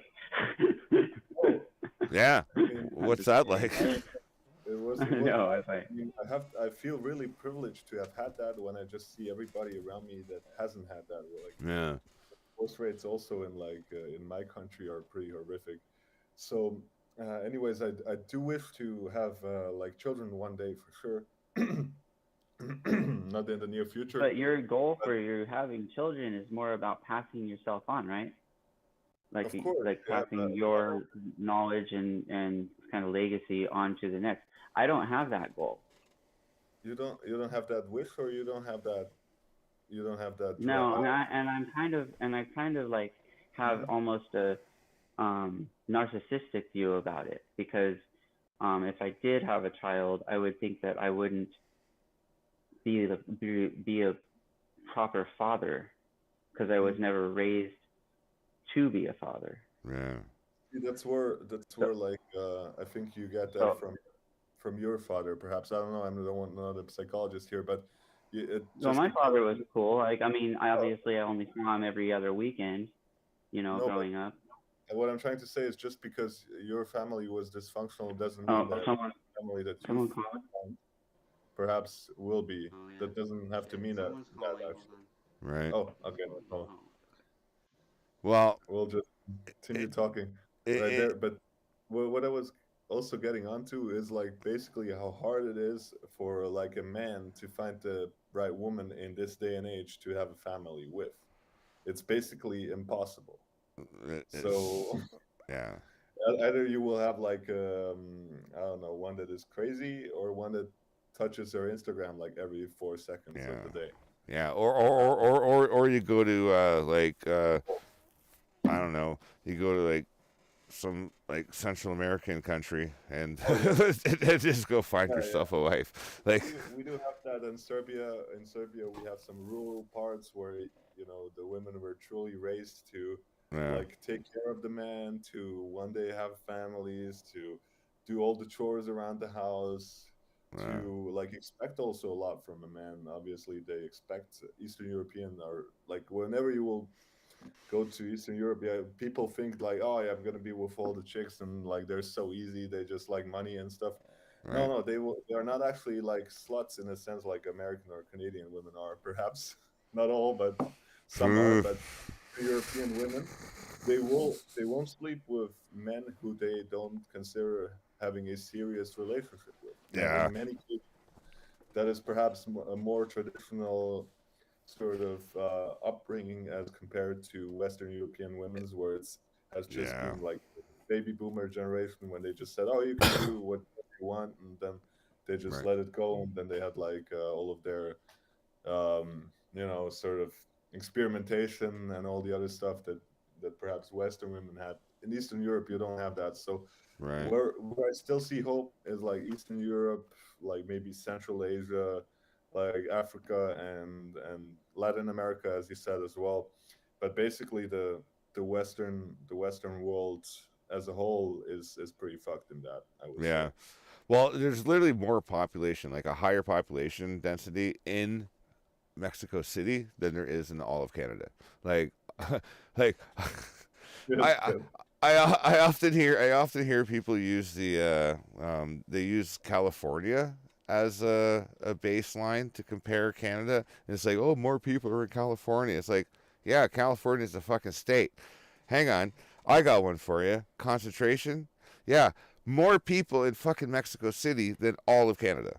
Literally, like there's literally more people in one little yes. city in all of our entire country, and that How many people does Canada have? 30 million right now? I think it's about 30, 28. I think 28 million. I think on cause like Mexico on City. census, and the census in Mexico City is 30 million, and that's the census. So that's the recorded number of Yeah. bodies. Like, like that. That's important to understand because, man, I wonder how many unreported people live there. Oh yeah, for sure. You know what I'm It's saying? like yeah, yeah, Like, like at like, least a million more, like at oh, least oh, yeah, maybe even like 4, 5, or 6 yeah. million more, for sure. That's my best Still, estimate there, still a lot more than just in our entire country alone. So, for I sure. mean, like, and when you start to like look at numbers like that, like, it's I don't know, man. It puts it into perspective. Like it puts things into perspective. Like the reason why the things that are in place because of the amount of energy we can exert, like on a thing, and like it tells me that there's a lot more energy being exerted globally on an intercontinental level than anything that we could contest with. Like there is a much larger force at work. Does that make sense? Like, Hmm. and you know, like it's a numbers game, and the numbers do matter. Europe matters. Africa matters. Um, all of it matters. Like every single one of our lives matter. Not I'm you know what I'm dancing around, right? But fuck you, George Soros. But anyway, Yes. if I had one message, that's it. but Oh, okay, yeah, that's a good message. but I, Yeah, like you know that. what I mean? Like Play that one. you know where I'm going with this, and it's just like I don't know, man. In this numbers game that we're playing, it goes back to every philosophy that we had from day one, from square one, when I started in 2014 doing this stuff. It's about just waking people up one person at a fucking time, because it's about information, man. It's about just getting the truth out. Um, it's a different game now than it was then. It's a Well, much different. back then we had momentum going. Like basically, our subscriber numbers were growing exponentially, Easy, and yeah, then all of a sudden, all of these channels get either shadow banned, taken down, and then yeah, you have to start from scratch, yeah. slowly assessing a following again. Or, or, or, And or, or channels like mine where I've been at like 2,000 subscribers for like 8 years. like, Like, yeah, you know what I mean? we had Like, 111 subscribers for like I don't know, a year and a half for sure. yeah, 111. it just So, just stays on, right? It's like, yeah. I mean, but that's the fight that we're fighting. or your videos when you upload a video and then it gets like I don't know, I had like a video that went viral for my standards. I had like 5,000 views on that quite recently, and then you constantly see it stagnating on the same amount and even like going down sometimes. So like Right. it was like stuck at it's stuck at 4,600. So Shit. yeah, all the time. Yeah. So this is also something that we can touch upon, like this censorship that is just like something out of uh, out of a dystopian novel. Like if the Stasi had this type of censorship, they would be so happy that YouTube and Twitter and like all these social media platforms have right now. Yeah. Of Which course, is ironic, because like they didn't have the technology then. You'd think that with the technology we could circumvent it, right? Like you'd yeah, think we'd be able to combat that, but you can't. Like it's just like because it's like socially bound by these uh, uh the, these rules, or not rules but doctrines. You know, yes, yes. All right, I'm back. Sorry Mm, about that. I had a call. no no worries, problem. mate. No. So we are just talking about censorship. We kind of shifted into that. So Okay. yeah, we were just talking about how tight the control grid is basically on everything. So I think we have gotten to the point we weren't at that point like 10 years ago when No, we started all this stuff. We were definitely not at that point, but right now I think we're pretty much approaching that point where nothing that isn't basically approved by the powers that be will no, be able to stay on the internet. no. It's lit. So Yeah, definitely. It's literally fucking warfare right now. Like we are literally in an information warfare state, and Infowars. It's like what we're doing right now. We're using this Infowars. other platform just to talk to Yeah, other people out there yeah, yeah.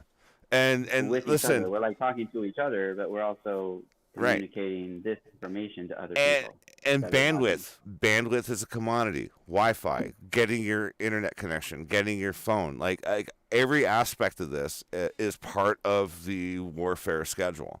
And it's like, how can we discommunicate people now? How hard is it for us to get this thing together?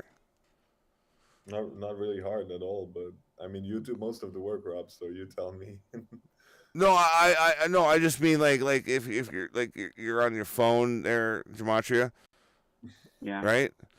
Like, I mean, buy a new fucking Well, yeah, I phone. used to do it on my computer, right? But like now I'm Well, in a you gotta place get it where I don't have the Wi-Fi thing, so I have to use my phone. right. Now you're compelled to buy new shit to be able to do this better. Yeah, That's what I'm talking about. That's my example. Yeah. And it's like, what the fuck? Like, you know what I mean? Like, do I have to, well, I guess if I want to be a publisher and a creator and I want to do stuff, I I miss should. the Google Plus days. Fuck you, Google Plus. That's for you, buddy. Yeah. Love you, Milan. Yes. love you too, Rob. Love you too.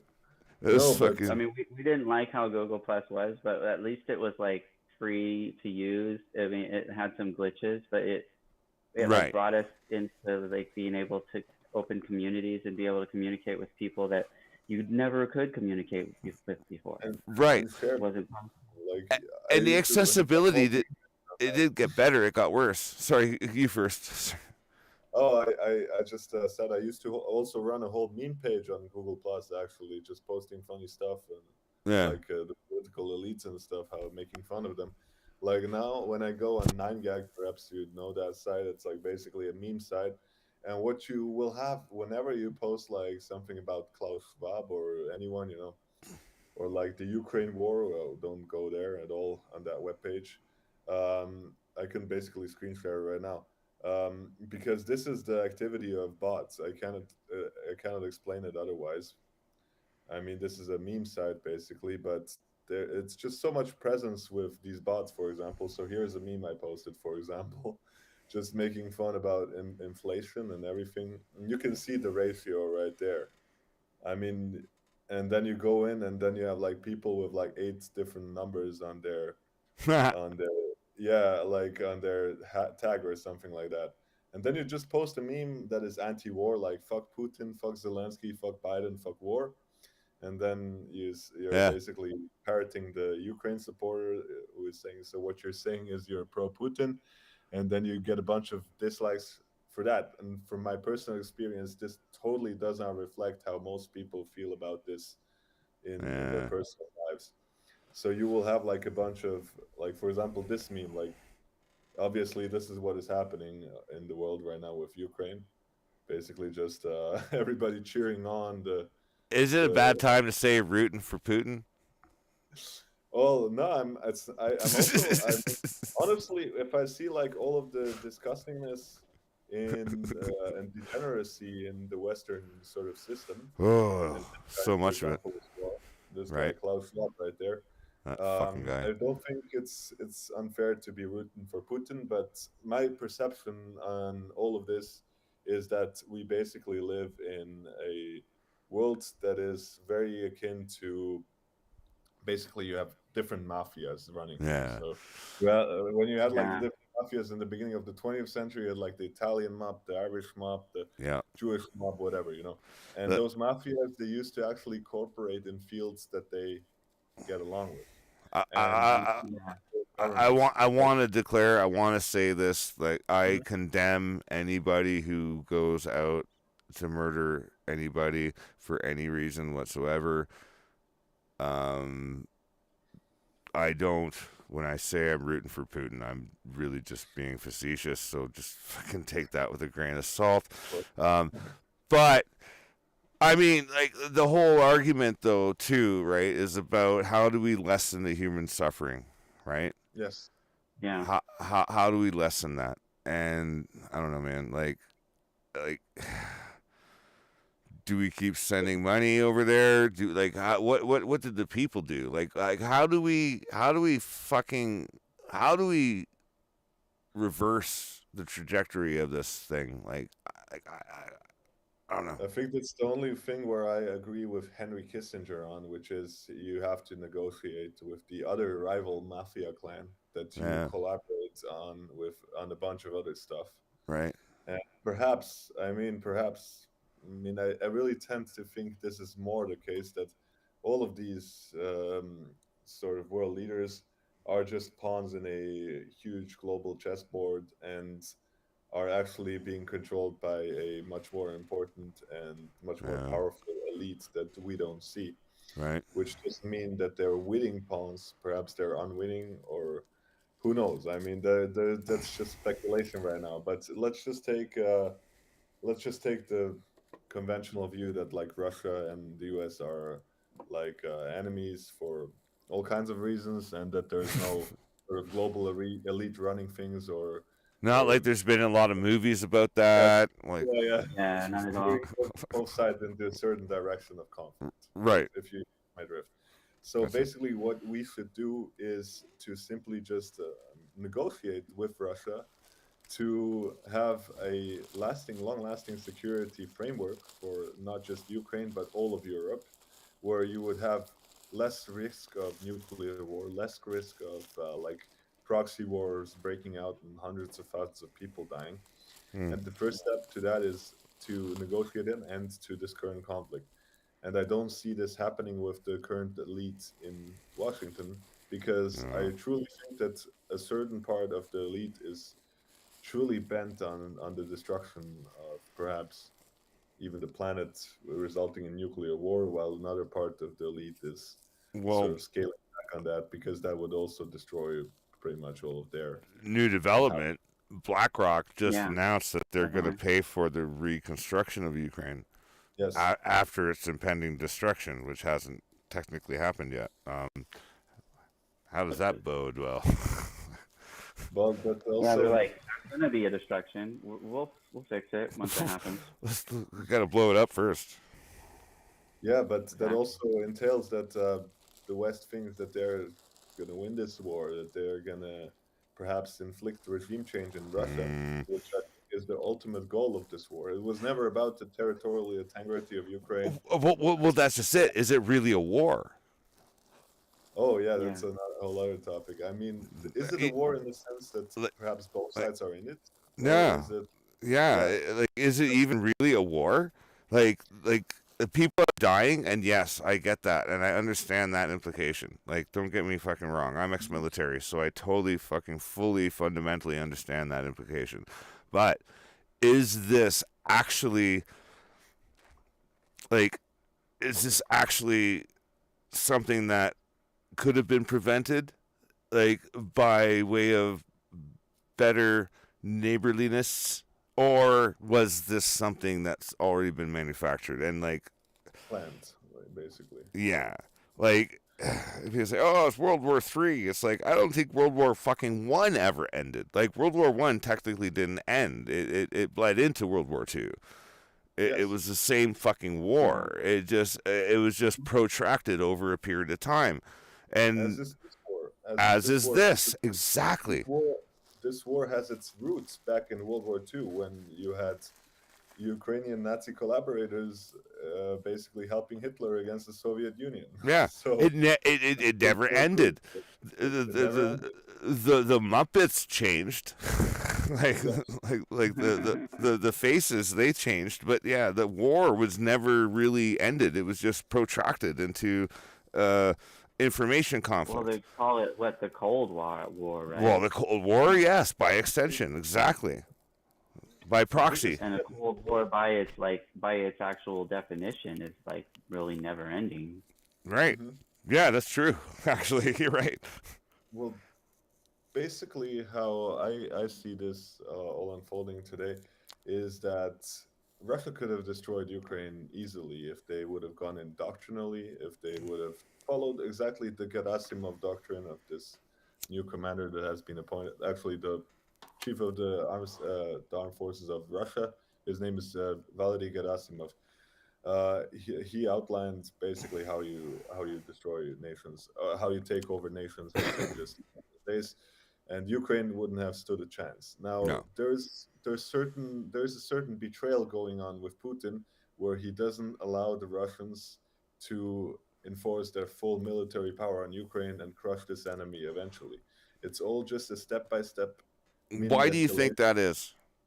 I think I really do tend to believe that this is because it's all planned, and Putin knows very well what he's doing, and perhaps he's an agent of the New World Order himself, with the goal to, through this war, usher in the Great Reset even more than it is Mm. already ushered in. But Because okay, what is this war doing? It's essentially going to create artificial scarcities of resources in Europe and the West, and is also there perhaps. more than one Great Reset? Because we got the WEF that we're like looking at. Is there more Yeah. than one world order? Like, I'm not convinced that there's just one path. Like, I'm more convinced now that the war that's being fought is the war for the fourth industrial revolution, which is what we are Mhm. facing, which is what the WEF calls it. Yep. It's also been referenced that the Chinese president has also referred to it in the same fashion. Um, it's what do you think? I mean, Well, What was the third I industrial revolution? I agree with you there. Oh, Sorry, Gematria, go ahead. Go ahead. I was just asking, what was the third The industrial third revolution? industrial revolution, I think, according to Klaus Schwab, was the digital revolution. Right. Yeah. Like that was Okay. the So now, silicone. basically, Yeah, the silicon revolution, So basically. what you will have with the fourth industrial revolution, I think, is, well, you have basically, the way I see it, you have two different models. One is anti-growth, depopulation, and the other one is pro-growth, but extremely authoritarian. I don't know how far they are going with that depopulation, because Russia is also being depopulated since like 30 years, but in different ways than the West. hmm. Perhaps more kind of alcoholism and sort of despotism, and also Right. low birth rates, also just like in the West, although the government Right. in Russia has actually tried to improve that. But I think that technically you have two different, perhaps you have two different visions, as perhaps Rob hinted towards. Like you have the Chinese and Russian one, which would be one of a multipolar based world order versus the unipolar world order dominated by the US. Right. Now, that doesn't mean that both world orders cannot be controlled by the same peoples and cannot basically be perhaps a internal power struggle between certain factions of the elite that just use these two systems to basically fight against each other. But what you have on a societal basis, I think, in the West is a total Malthusian agenda that aims to destroy humanity, while through all of this indoctrination, through the use of mRNA vaccines. Keep in mind, Russia didn't introduce mRNA vaccines, neither Right. did China. Hmm. And they're really trying to depopulate the world by drastic measures. And Putin actually pointed that out on a couple of occasions. He talked about the golden billion, so-called golden billion, Right. which the Western elites constantly talk about, like being the ideal number of population in the world. And he basically just narrowed it down. I think he misinterpreted it a bit. He just said this golden billion is the billion that lives in the West, and they're gonna have all the resources while everybody's gonna starve. I don't think that's actually what they mean by the golden billion. I think it's truly the depopulation of like all of humanity at one point. But I Well, there's also the Global Future 2045, which is mm, a transhumanist agenda. It comes from Russia because it was originally Russia 2045, oh, I didn't know that. and until they got funding, Mhm, um, and and it's all about putting yourself in a robot in mhm. 2030 until 2045. You actually go into like a heaven or something that's like some sort of like 24/7 virtual space that's Wow. uh, that you put your The consciousness metaverse. in.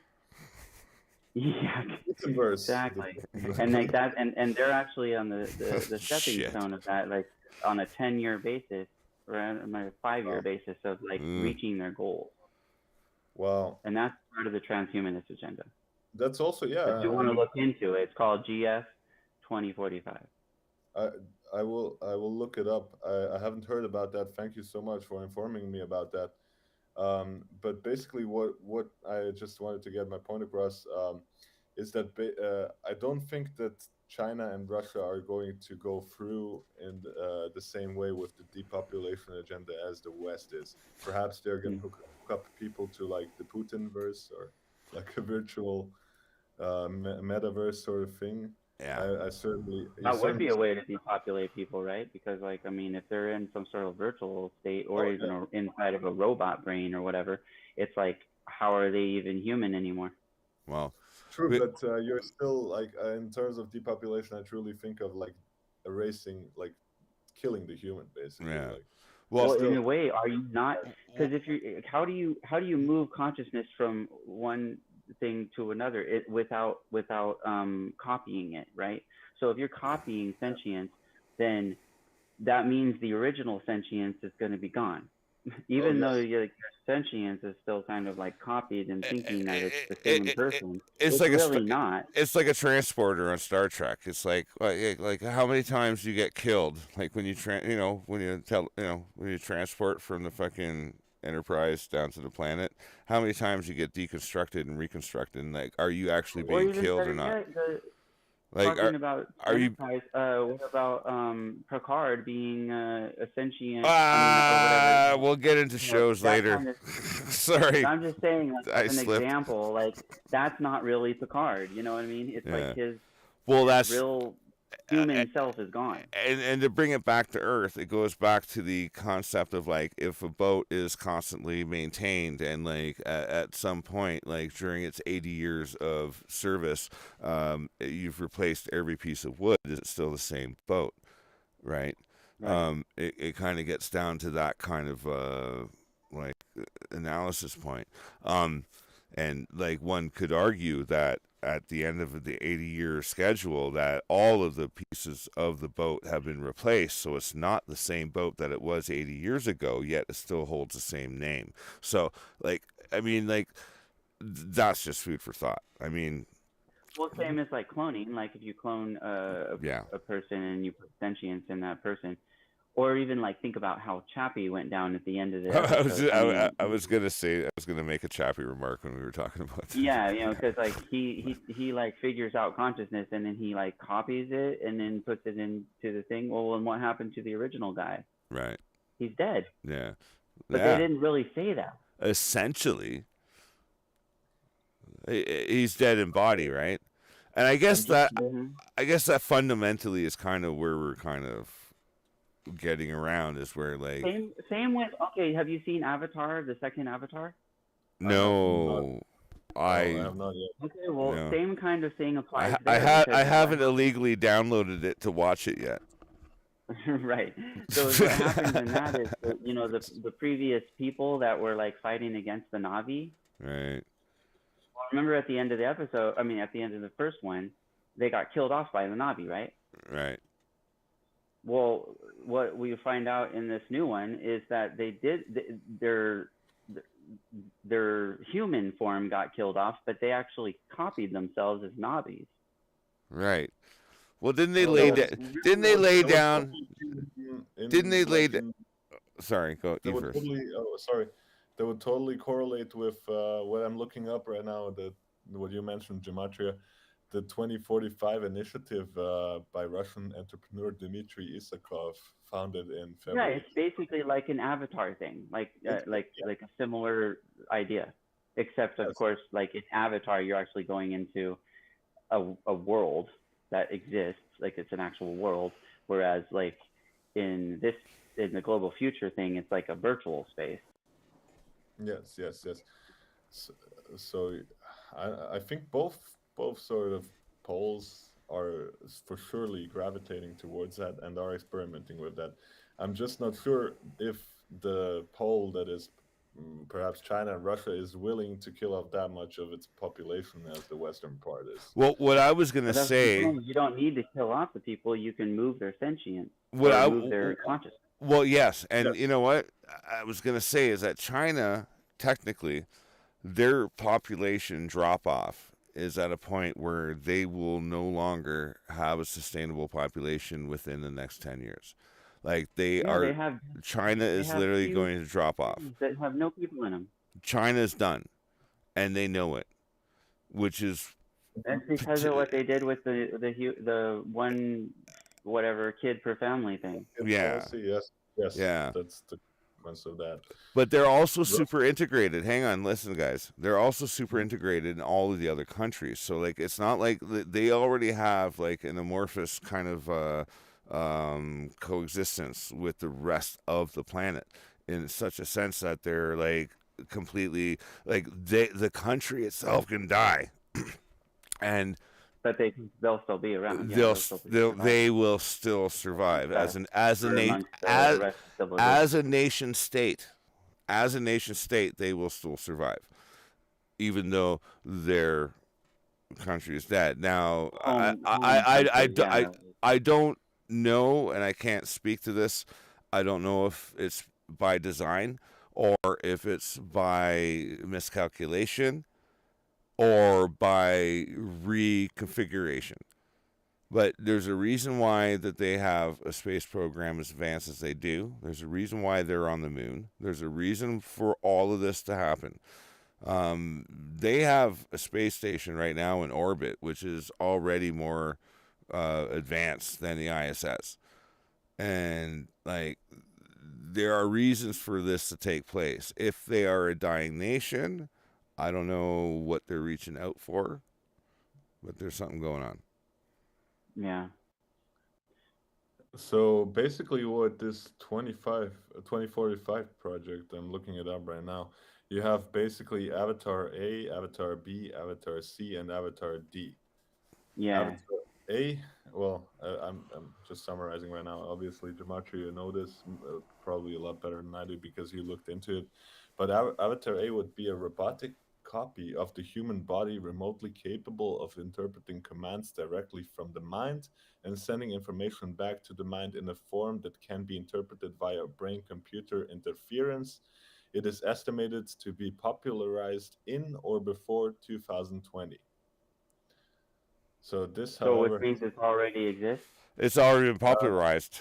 it says right here that it has failed to transpire, but I think they're way on on the path of that.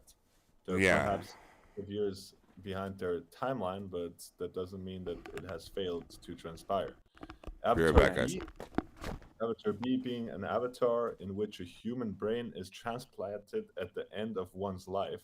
Avatar B has an autonomous system providing life support for the brain and allowing it interaction with the environment, possibly mounted onto the existing Avatar A chassis. Deadline of this phase is year 2025. Avatar C, an avatar with an artificial. Altered carbon comes to mind.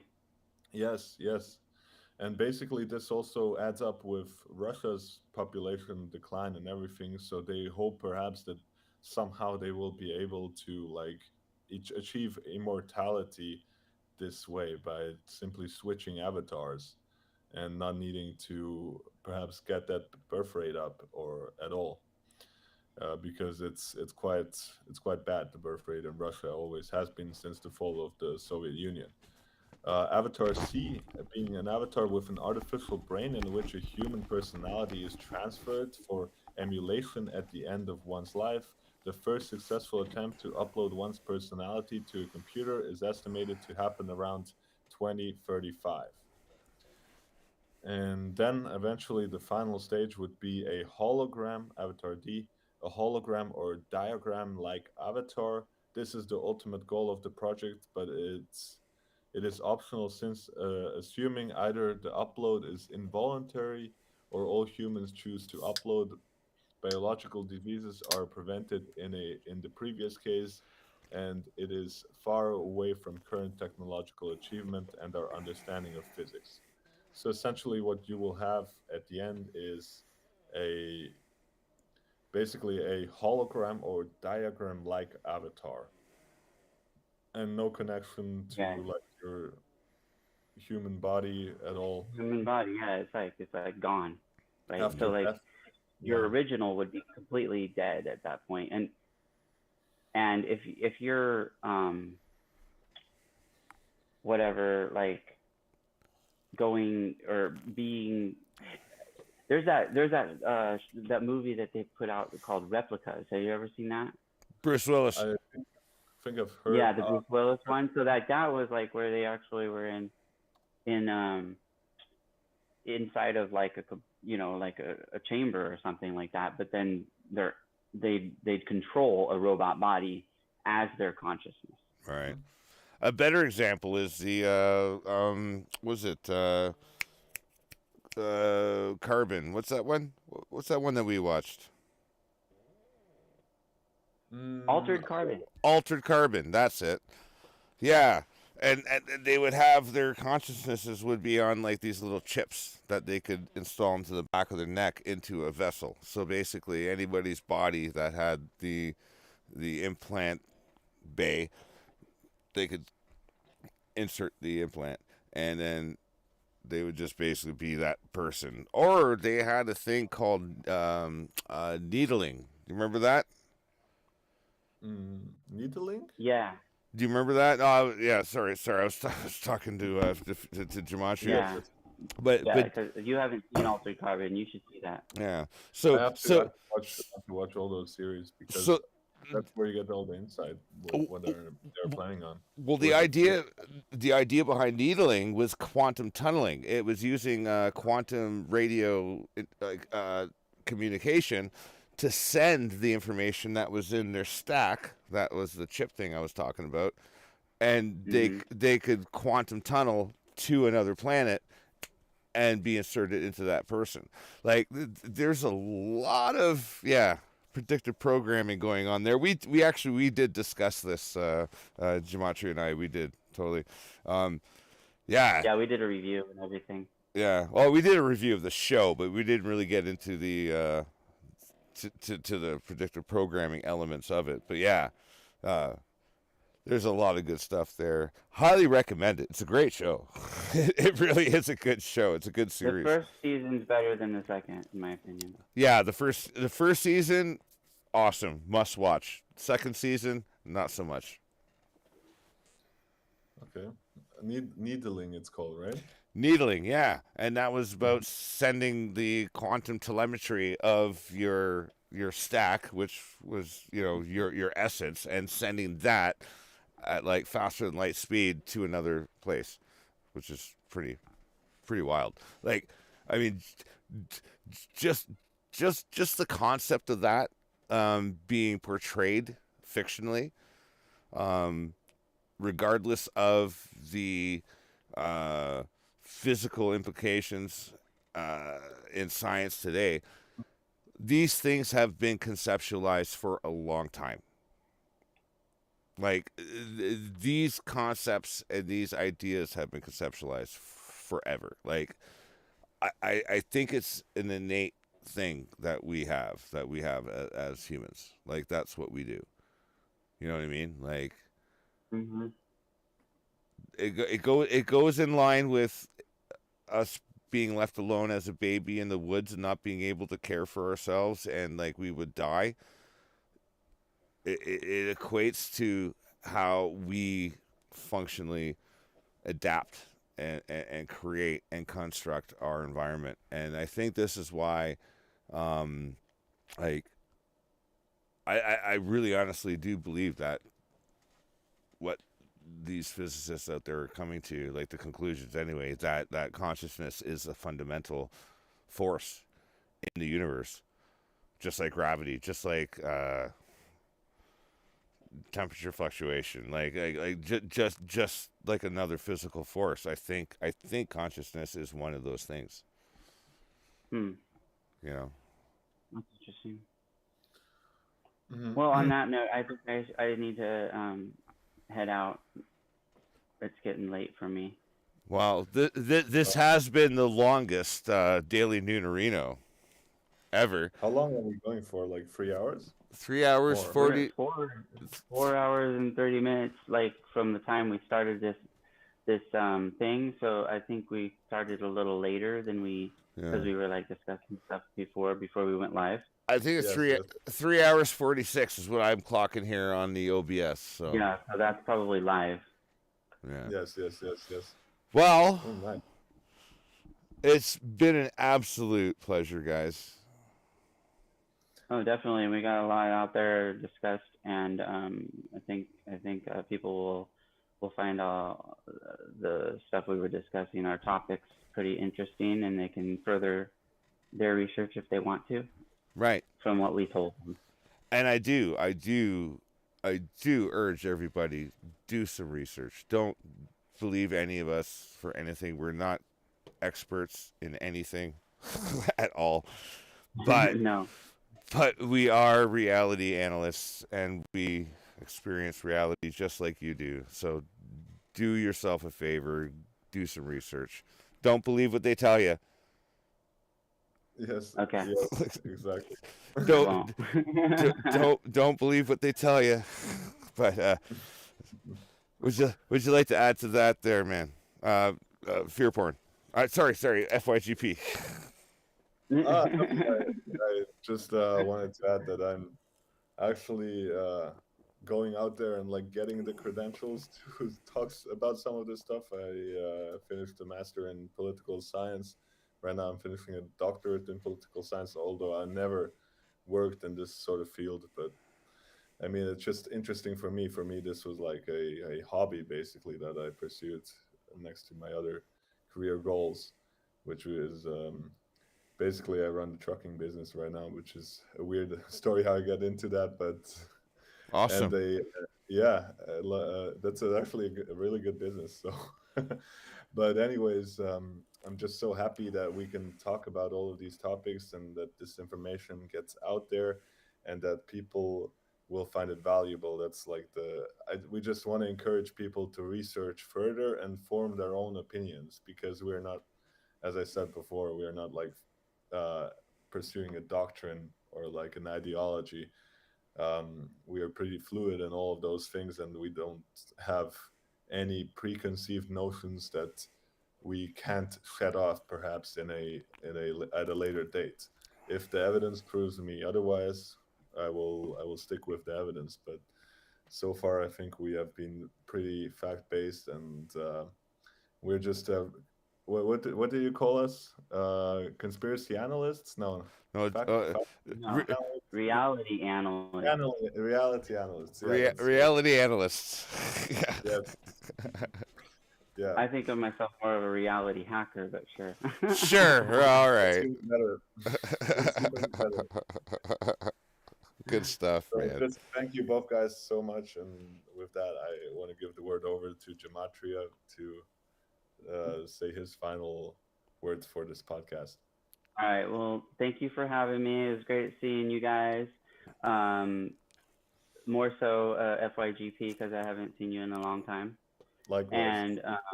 and of course Rob. Nice to chat it up again. Uh, Everybody out there, just be true to yourself.